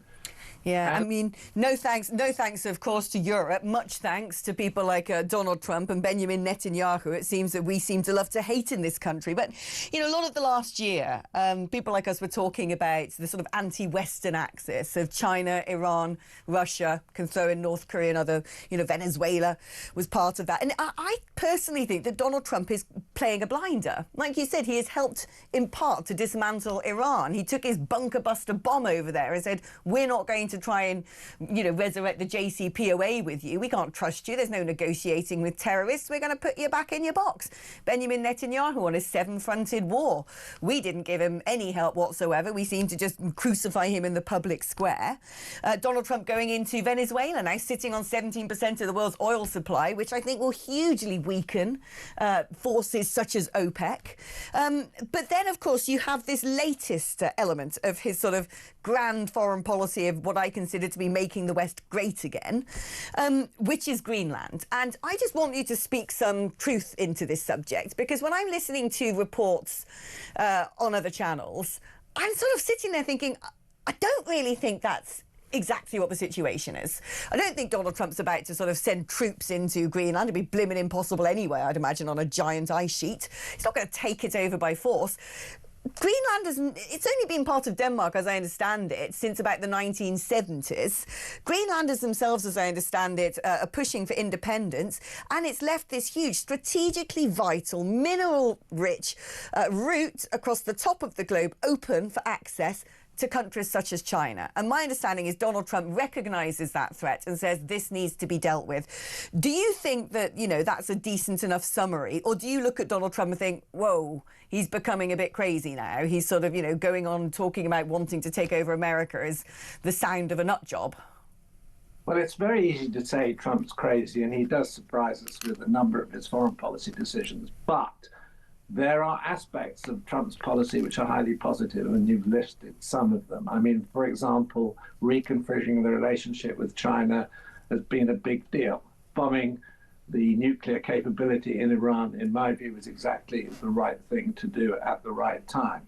With Greenland, look, this isn't a new idea. It was discussed quite seriously in the States in the 1950s, particularly by the chiefs of staff in the American Armed Forces. And let's sort of make a clear statement. I mean, the Danes have not been great colonists. Look at Iceland, look at Greenland. They haven't done a great job in either place. Greenland is important in terms of the North Atlantic approaches and the control of that area. And you have aggressive activity in the polar regions, or both from China and from Russia. So there is a strong argument for reinforcing Europe's security by putting a much greater representation of American forces, which are the only ones that can effectively cope up in Greenland. Now, I would have thought that it's possible for Denmark and the United States to make some agreement. Why the hell don't the Danes lease them Greenland for 100 years? I mean, there used to be a big NATO American base, Keflavik, in Iceland. It's no longer there. That was withdrawn, although there's talk of some of that being put back. I think it's really important that we look at this not in terms of, gosh, isn't Trump doing dreadful stuff? It's about European security and the safety of the area in which we live. And bear in mind, the two largest extensions of American territory have been the Louisiana Purchase in the 19th century and the purchase of Alaska from Russia. There are precedents for this, and I would have thought that the Danes could make concessions which, as it were, are a big plus for Europe's security as a whole. Lease them Greenland, and look, there are only 52,000 inhabitants there. Part of the deal could be $100,000 from the US for each Inuit family or each Greenland family. You know, they desperately need support, they desperately need money, they desperately need investment. It's a tiny community. I just don't think that this approach of, you know, oh God, he's going to use military force. He's going to use military force. I mean, it's ridiculous. So do you, can I sort of push you on this a little bit? Do you think, therefore, if I'm going to summarise, it would actually be a good thing, essentially, if Trump did, for want of a better phrase, annex Greenland? I think that, I don't like the word annex. No. But definitely, if they went into Greenland with some sort of joint agreement with the Danes, and there was a large strategic representation there of American forces, it makes the northern approaches a hell of a lot safer for all Europeans. And it keeps the Chinese out too, which is also massively important. And maybe there's a chance that the mineral wealth of Greenland can be developed, because in order to access it, you need to make massive investment in transport to get stuff out of there. It's all very well talking about it, but at the moment you can't touch it because it's too difficult to take out because of the geography and the climate. It's, I mean, I do often think that Europe is its own worst enemy, never paying enough into their defence budgets, never playing a proper role in NATO.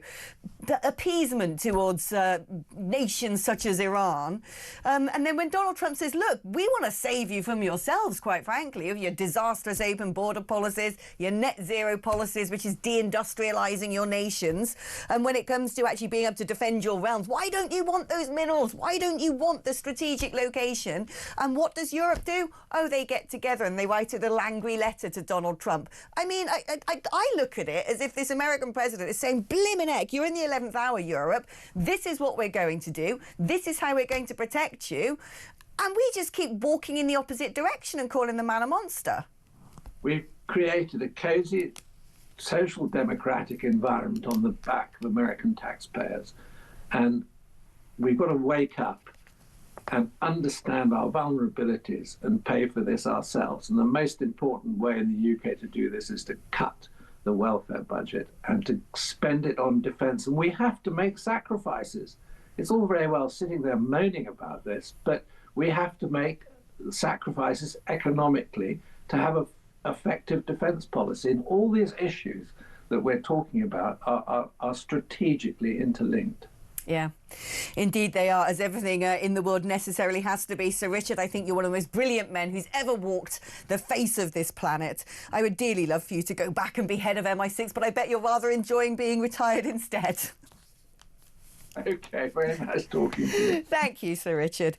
I knew we'd get sense out of him on Greenland. I knew we'd get the truth. I knew he'd sit there and explain it with such clarity that it isn't some sort of cut and dry Greenland belongs to Denmark.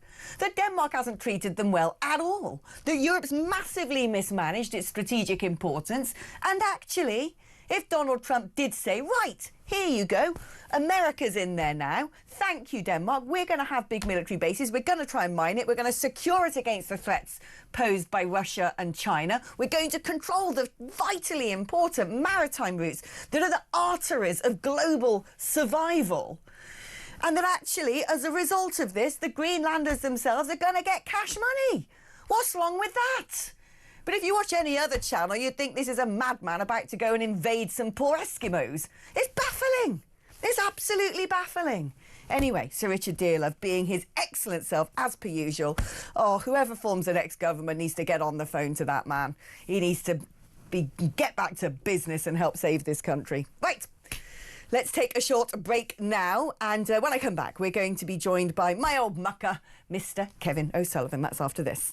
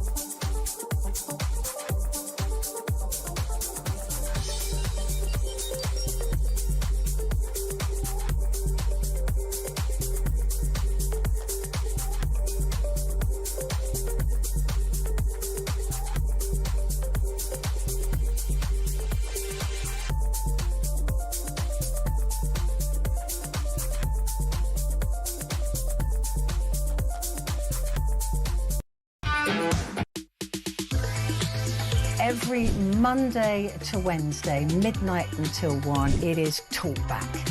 Such a shortage of housing. You've got landlords, right, have taken that on board, and it's an absolute disgrace. Your stories, your opinions, it is your chance to have your say. So they're literally just being rented out as hotels, basically. Yeah, rent a load of hotels. Well, that has really shone a light for me.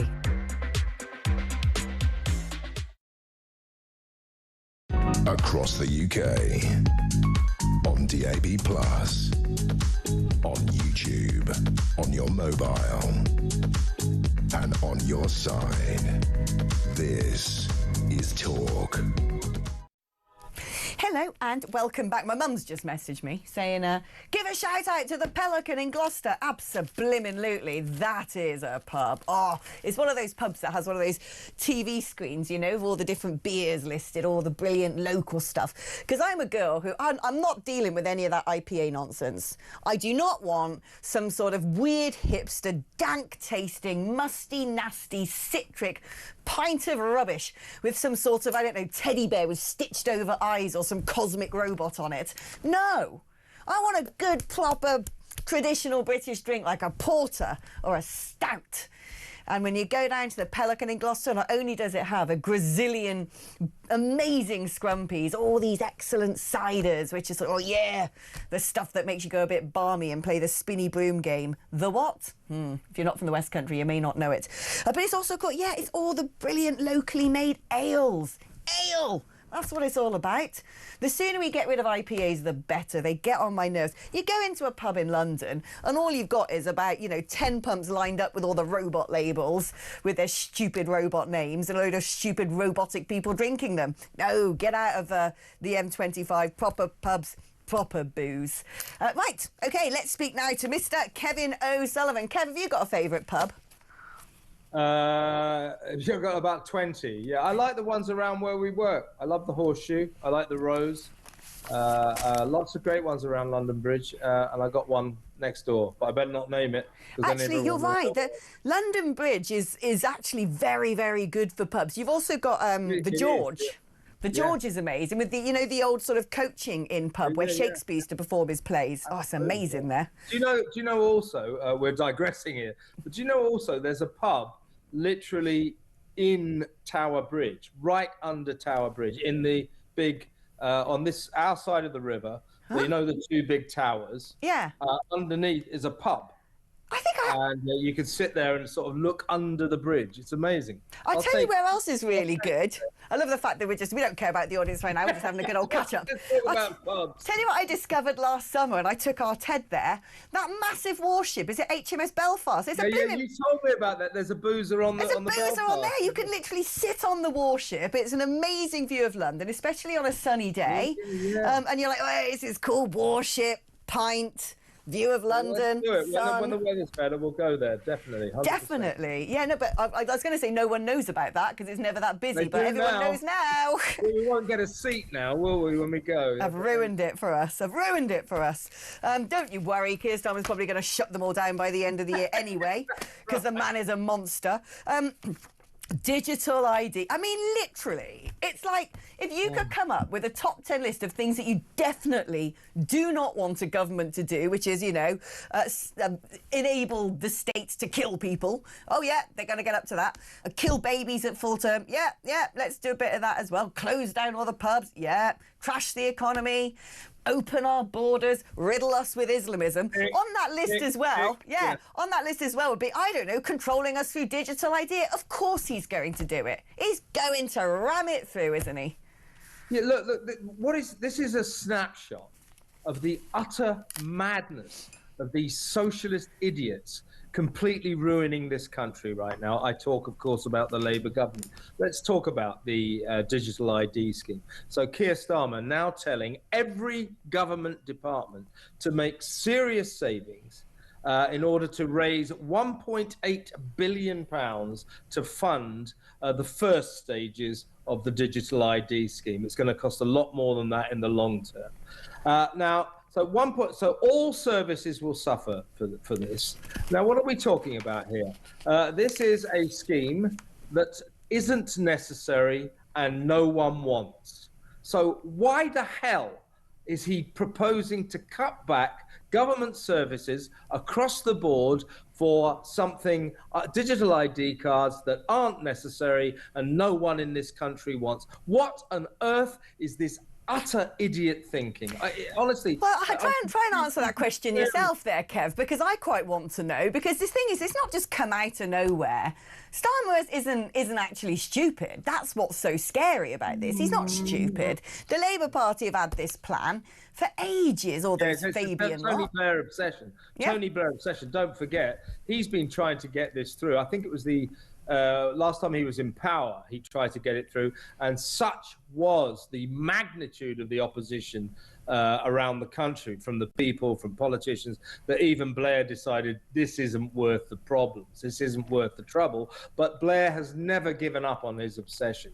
Labour have always been obsessed with this because, of course, it makes them more like their heroes in China and Russia and all those totalitarian socialist communist countries where they treat their citizens like little cogs in the state machine. That's all this is about. It is about dehumanizing us and turning us into little bits of the state machine, that our role is to serve the state, to be useful to the state, to be a statistic for the state. And as far as I'm concerned, the state can go and do one. It can go and shove itself where the sun don't shine, because what I stand for, I think you stand for, is the power of the individual over the power of the state. These people running this country, they don't care about individuals.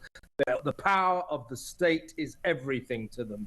And that is why, with every fibre of every citizen's body in this country, we must fight this digital ID for all we are worth. We really must. We must, but you know, this is what I'm saying. The scary thing about Starmer is I think he's more determined than Blair. Blair at least had like a sort of kill switch where it's like, right, people really don't want to do this, so I won't do it. Starmer's like, oh, you're going to protest against this? I'll just put them all in prison then. He's scary. And on that note, this whole thing with X, right, that to me is absolutely crazy, because this is what they do. I've seen this strategy now. First of all, their favourite line to say is, because it's the right thing to do. They make out all these global elites like they are the bastions of morality. I remember Ursula von der Leyen, when Donald Trump said, right, we're not having that Thierry Breton coming to the US, thank you very much, you know, the EU's information commissioner. And she says, we in the EU Commission, you know, we are the stronghold, the fortress of representing European ideals and values. I'm like, woman, you ain't even elected. You were supposed to be elected. The system was supposed to change, and who overruled that? You did, madam. European values, my backside. But then this is what they do. They will create a faux moral crisis. Yes. Certain elements of the mainstream media or legacy media just chew it up.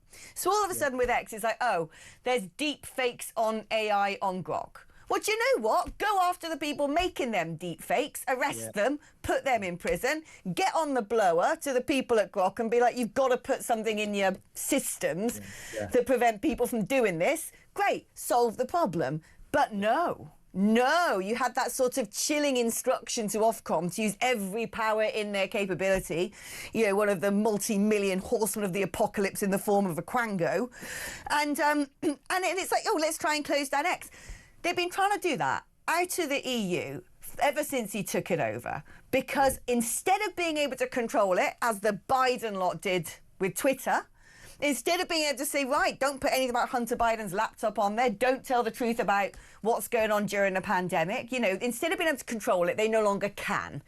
So it means that people can share information. We get the news, quite frankly, far quicker on X than we do from this rubbish on the screens in front of me. And that's why they are so threatened by it. The global elites need it gone. And so they're going to create some sort of, you know, big scare story. Oh, it's because, you know, paedophilia.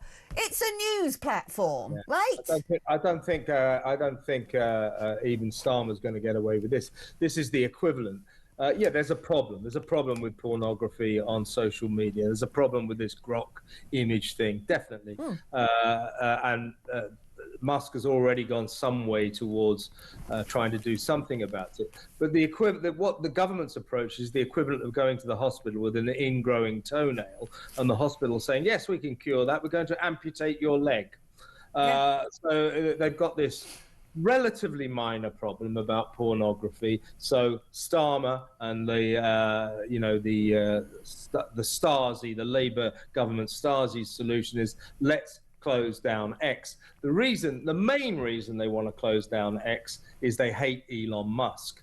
The other reason is, as you say, they do not like the people being able to communicate. They do not like the power of the people. Social media, and this isn't talked about enough, social media has utterly changed the political landscape all over the world. Yeah, hasn't it? Here and in America. I mean, people say, oh, Margaret Thatcher would have put up with that. Margaret Thatcher would have done that. I'm a great admirer of Margaret Thatcher, but her entire shtick would be changed if she had to deal with social media. She did not. These people do have to deal with it, and a sensible government would say, well, there's nothing we can do about this. We have to work with it. This government is not sensible. Their impulse is to shut things down, close things down, make sure people can't talk to each other, etc., etc. As we were just discussing, this is exactly the same in the end as the issue with digital IDs. This is about this government worrying about the power of the people, the power of individuals. What X does, and other social media sites, is it gives every individual in the damn world, but particularly in this country, power. It gives them power. They can publish their thoughts. And instinctively, this government doesn't like the idea of individuals having power. Totally agree.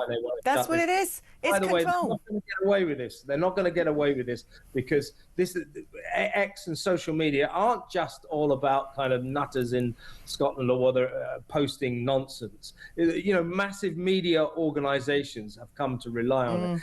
Part of business now, including ours, of course. It's part of business. It's massive. It's huge. It's actually the #1 source of people's news in the UK and various other countries, which is why the global elites want it gone. Exactly. Kev, my darling, thank you ever so much. What are you on X? What's your handle? TV Kev. TV Kev, at TV Kev. Right, there you go. If you're listening to this and you're not on X, why not? Go on, join the revolution. Stick it up to the government and get yourself on X, because people have got, oh, it's so horrible. And coming off, when you have one of the best things about being on X is when you've got these lefties who spend their whole time on X trolling everyone, calling them a racist, spreading all this Donald Trump's a dictator. And then you just give it a moment and you're like, in about 6 months, there we go. I'm going to come off X for a while for my mental health. Good, bye. Don't let the door slam on your way out. Go off to Blue Sky with all the loonies who want to shoot people. That's a weirdo platform, that one. But if you're not on X, go on, sign up. Great fun over there. Loads of people like us on it. And then you could follow me, couldn't you? That Alex Woman. That's my handle. At That Alex Woman. Very often, Mr. Musk himself gives me a little retweet. He likes my posts, does Elon? And he likes this show. Well, I don't know if he does, but I hope he does. He's probably never seen it. Anyway, if you're listening, hi, Elon. Right. Love you. Right, OK, we're going to take a short break now. But when we come back, we're going to be discussing Reform's appointment as the London mayoral candidate, Layla Cunningham, who I've done lots of filming with just before Christmas, on Talk Women, our new women's show. Is she going to be the best candidate? What do people in her party think? We're going to be speaking to Orla Minahane, who's a Reform UK activist and lead organiser of the formidable Pink Ladies. What does she make of it all? That's after this.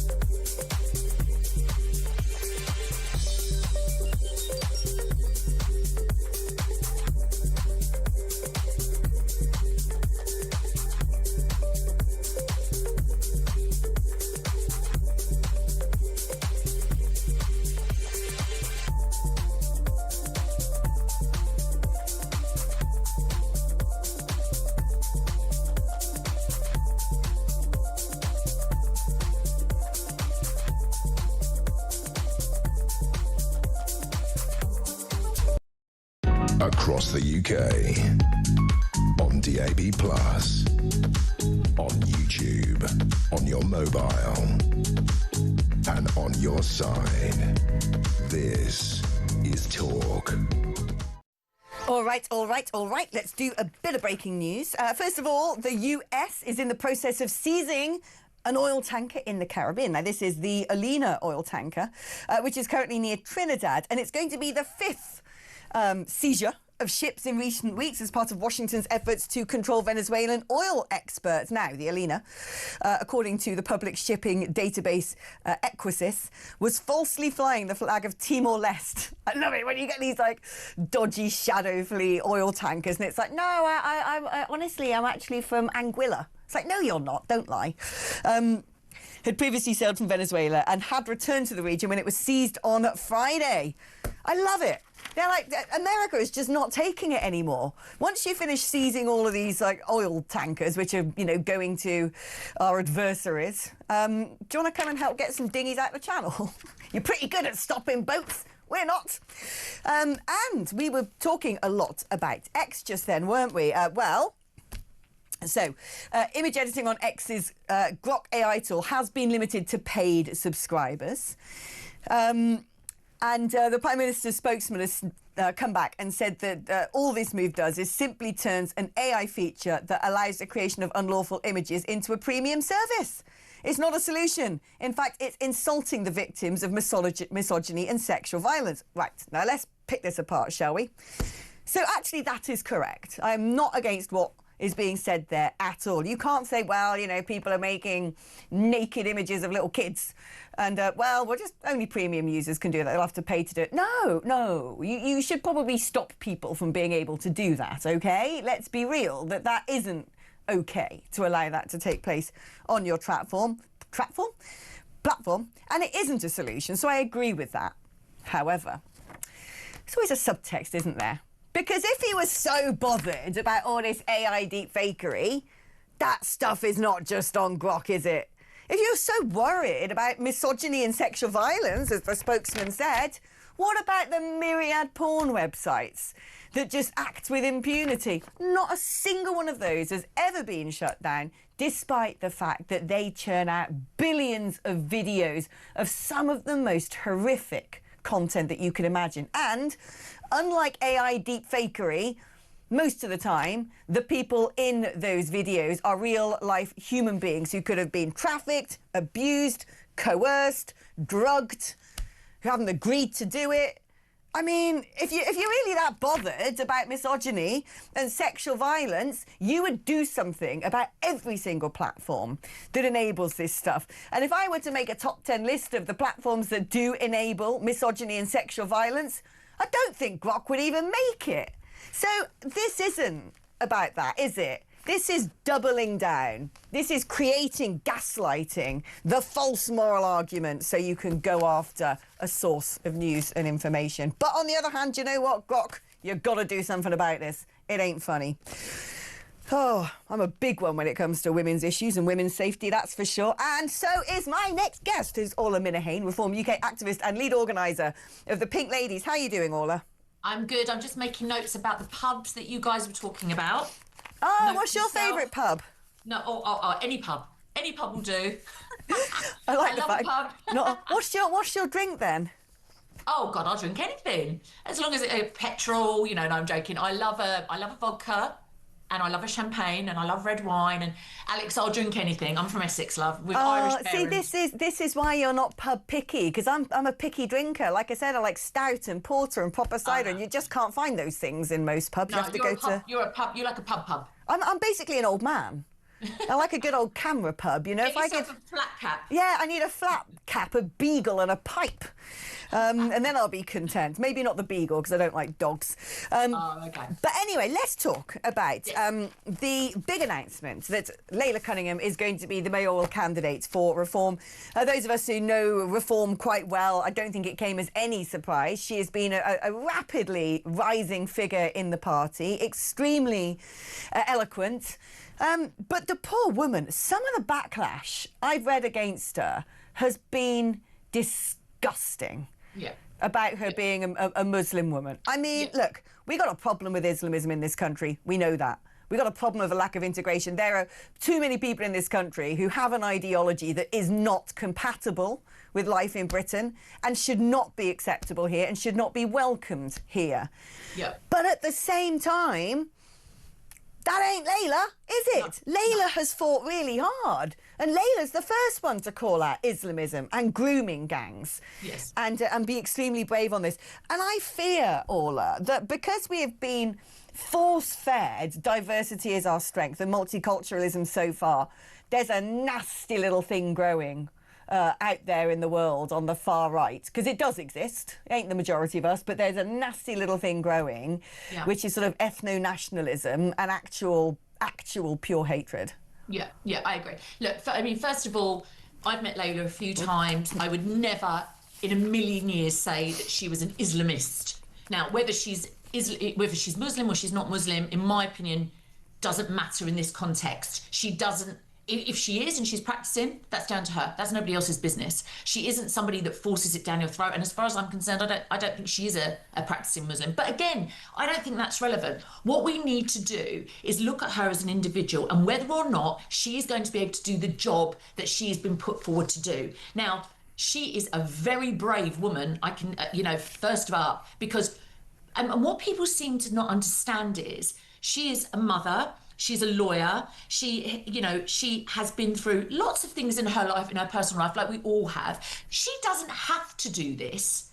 I mean, as far as I can see, and from the back, from all the reports that have been all over every news feed, she's quite a wealthy woman in her own right. So she doesn't actually need to do this. She wants to do this. She wants to do it because she believes that she can turn London around. She wants to do it because she's a Londoner. She wants to do it because she wants it to be safe for her children.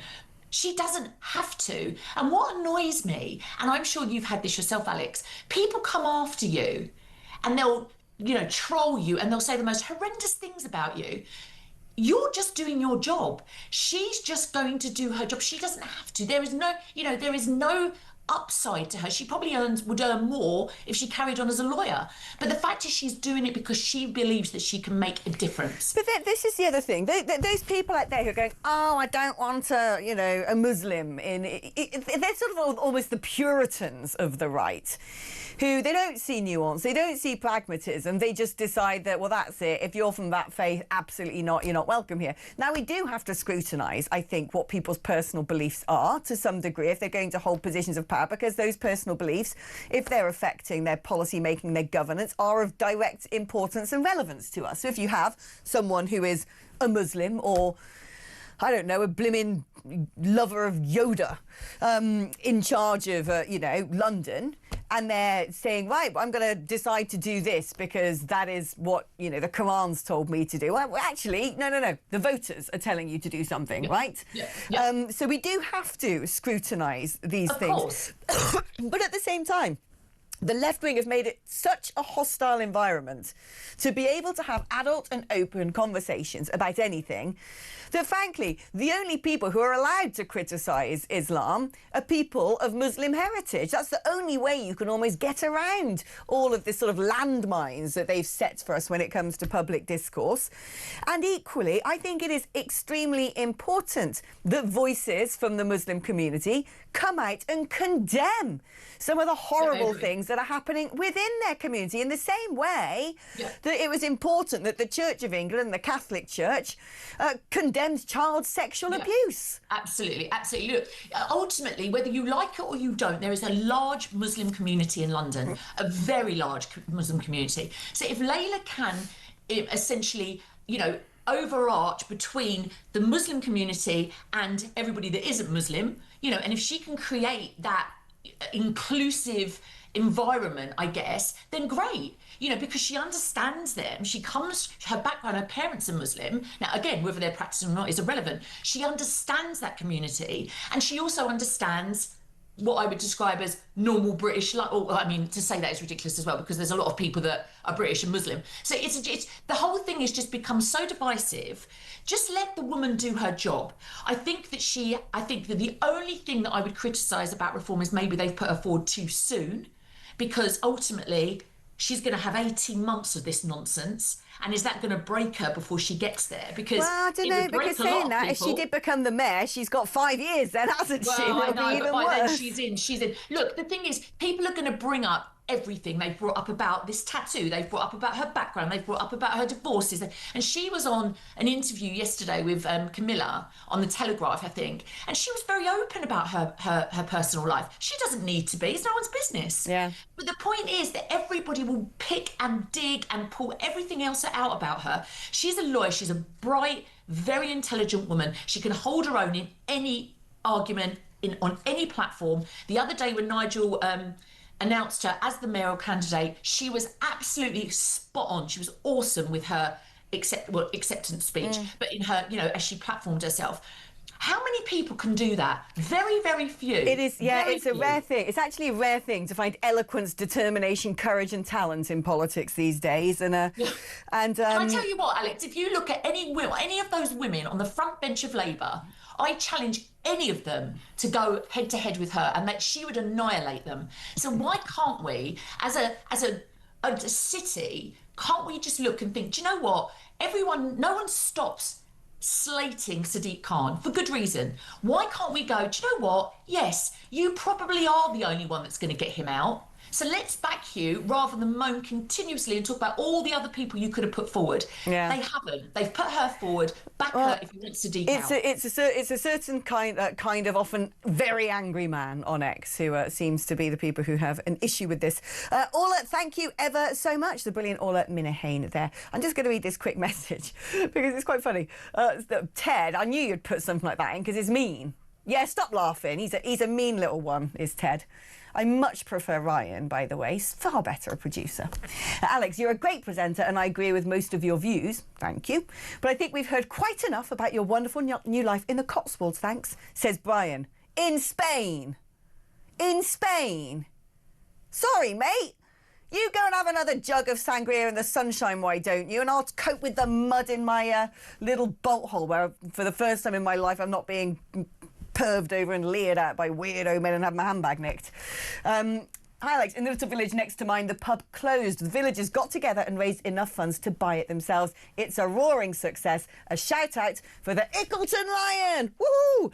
My late uncle did that with his favourite boozer in Hertfordshire. He and his mates got together and poured in the money to save it. And there's another pub actually that a good mate of mine has said, do you want to buy this with? Should we get that? He wants me to help run it. I'm like, oh yes! Imagine me as a landlady. Oh, that would be fun. Anyway, watch this space. Right, we're going to take a little break now, but when we come back, why is it that Bridget Phillipson isn't sorting out the trans guidance, despite the Supreme Court ruling ages ago that biological sex trumps all? Oh, well, no, it's because she wants to see if it's going to be cost effective on businesses. When's this Labour government ever done a financial impact assessment on anything? Yeah, pull the other one, love. We're discussing that after this.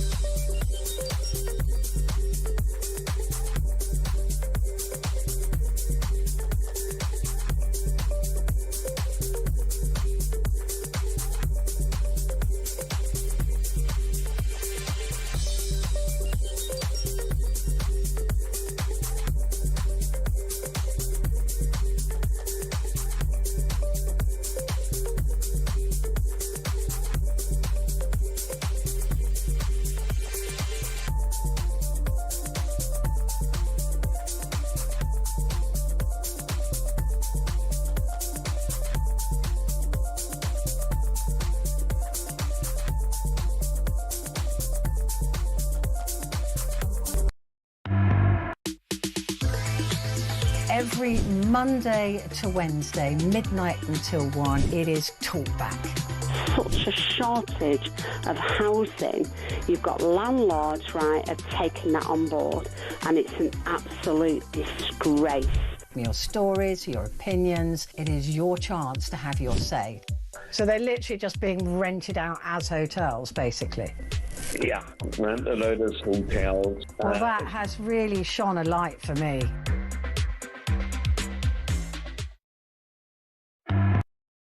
Across the UK, on DAB+, on YouTube, on your mobile, and on your side. This is Talk. You know this government, the one that put inheritance tax on farmers and then said, no, we've done our assessment. It's only going to affect like 3 people. Turns out it was basically, affecting every single farmer out there from being able to hand over his farm to the next generation. Oh, yeah, and you know that thing about pubs and the business rates, and they're like, oh, yeah, turns out we're going to completely destroy the entire hospitality industry. Turns out this government aren't very good at doing financial impact assessments, except, it seems, Bridget Phillipson. Bridget Phillipson cares about the financial impact of things, which is why she's still not signing off on guidance drawn up by the Equality and Human Rights Commission months after the landmark Supreme Court ruling that pointed out that women are, well, blimmin' women. Biologically, and that's that. And that's the law. When she was asked yesterday when she would publish this guidance that everyone's waiting for so we can stop men in frocks coming into our changing room, she says, I hope to do that as soon as I can. We did require certain additional information from the EHRC, so that has unfortunately slowed the process. But I hope we can make progress because I know that people want that clarity. But actually, the ruling from the Supreme Court was also very clear. Good! Well, just send that ruling and go from now on, only biological women can go into women's spaces and play in women's sports. It's dead simple, love. Let's speak now to Susan Smith, Director for Women Scotland. Hi, Susan. Are you buying this? Do you think that she's sitting on this because, I don't know, she now needs to know whether everyone should have unisex toilets instead, which would be a nightmare? It's very clear. Women need their own spaces. Men shouldn't be in them. Men are men. Women are women. Done.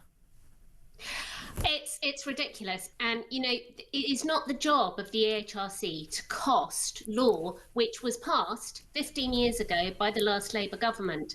This is now a Labour government which passed, and we have previous Labour governments passed the Sex Discrimination Act, the Equality Act, and this Labour government is now saying, I think it's going to cost too much to give women rights. And can you imagine if they said that about disability? I mean, in the past, businesses have complained about the cost of putting in equal access provisions for wheelchairs and things. Can you imagine if Bridget Phillipson now popped up and said to the EHRC, do you know what? These businesses are saying it's a bit expensive, so why don't we just not bother making provision for disabled people at all? How expensive is it to get a sign that shows a woman in a frock and nail it to a door, and a man and nail it to the other door and go, right, from now on, women there, men there? It's probably one of the cheapest things you can do, but it seems to be this ongoing attempt by both Westminster and the Scottish government. They've got their own shenanigans going on, and they're both trying to chip away at or undermine this law so they don't have to deal with it. But it's been 9 months since the ruling. It's been 15 years since. Nearly 16 now since the Equality Act was passed. I mean, the point is this, isn't it? The point is this, isn't it? Because when she put her submission into the High Court, she argued the guidelines were discriminatory, saying the Supreme Court ruling on biological sex mainly concerned maternity rights. No, it didn't. And there are already many entirely plausible exceptions to a single-sex rule. She doesn't want to do it. Similarly, the SNP have launched a secret legal bid, not so secret anymore, to keep men in women's prisons by forcing a change to the Equality Act. These mad people just have this obsession with this weird religion that men can somehow be women. It's bonkers. And, Phillipson and Starmer could introduce legislation right now into Westminster to change the law, to say, you know what, we're going to strip women of rights. Yeah. They're not going to do that because that would be idiotic. Meanwhile, the SNP are saying that if they take violent murdering men out of women's prisons, it will render them, this is bonkers, sexless. Oh, for God's sake. They invent all these terms, Susan. I'm going to have to say goodbye to you. We've got some big breaking news right now. The supreme leader of Iran has made plans to flee as anti-regime protests grip his country. That is according to Big Don Donald Trump himself. The US president said Ayatollah Ali Khamenei was looking to go someplace when asked about reports that he could escape to Russia. Get in there. Come on. Get him gone. Hello, Ian.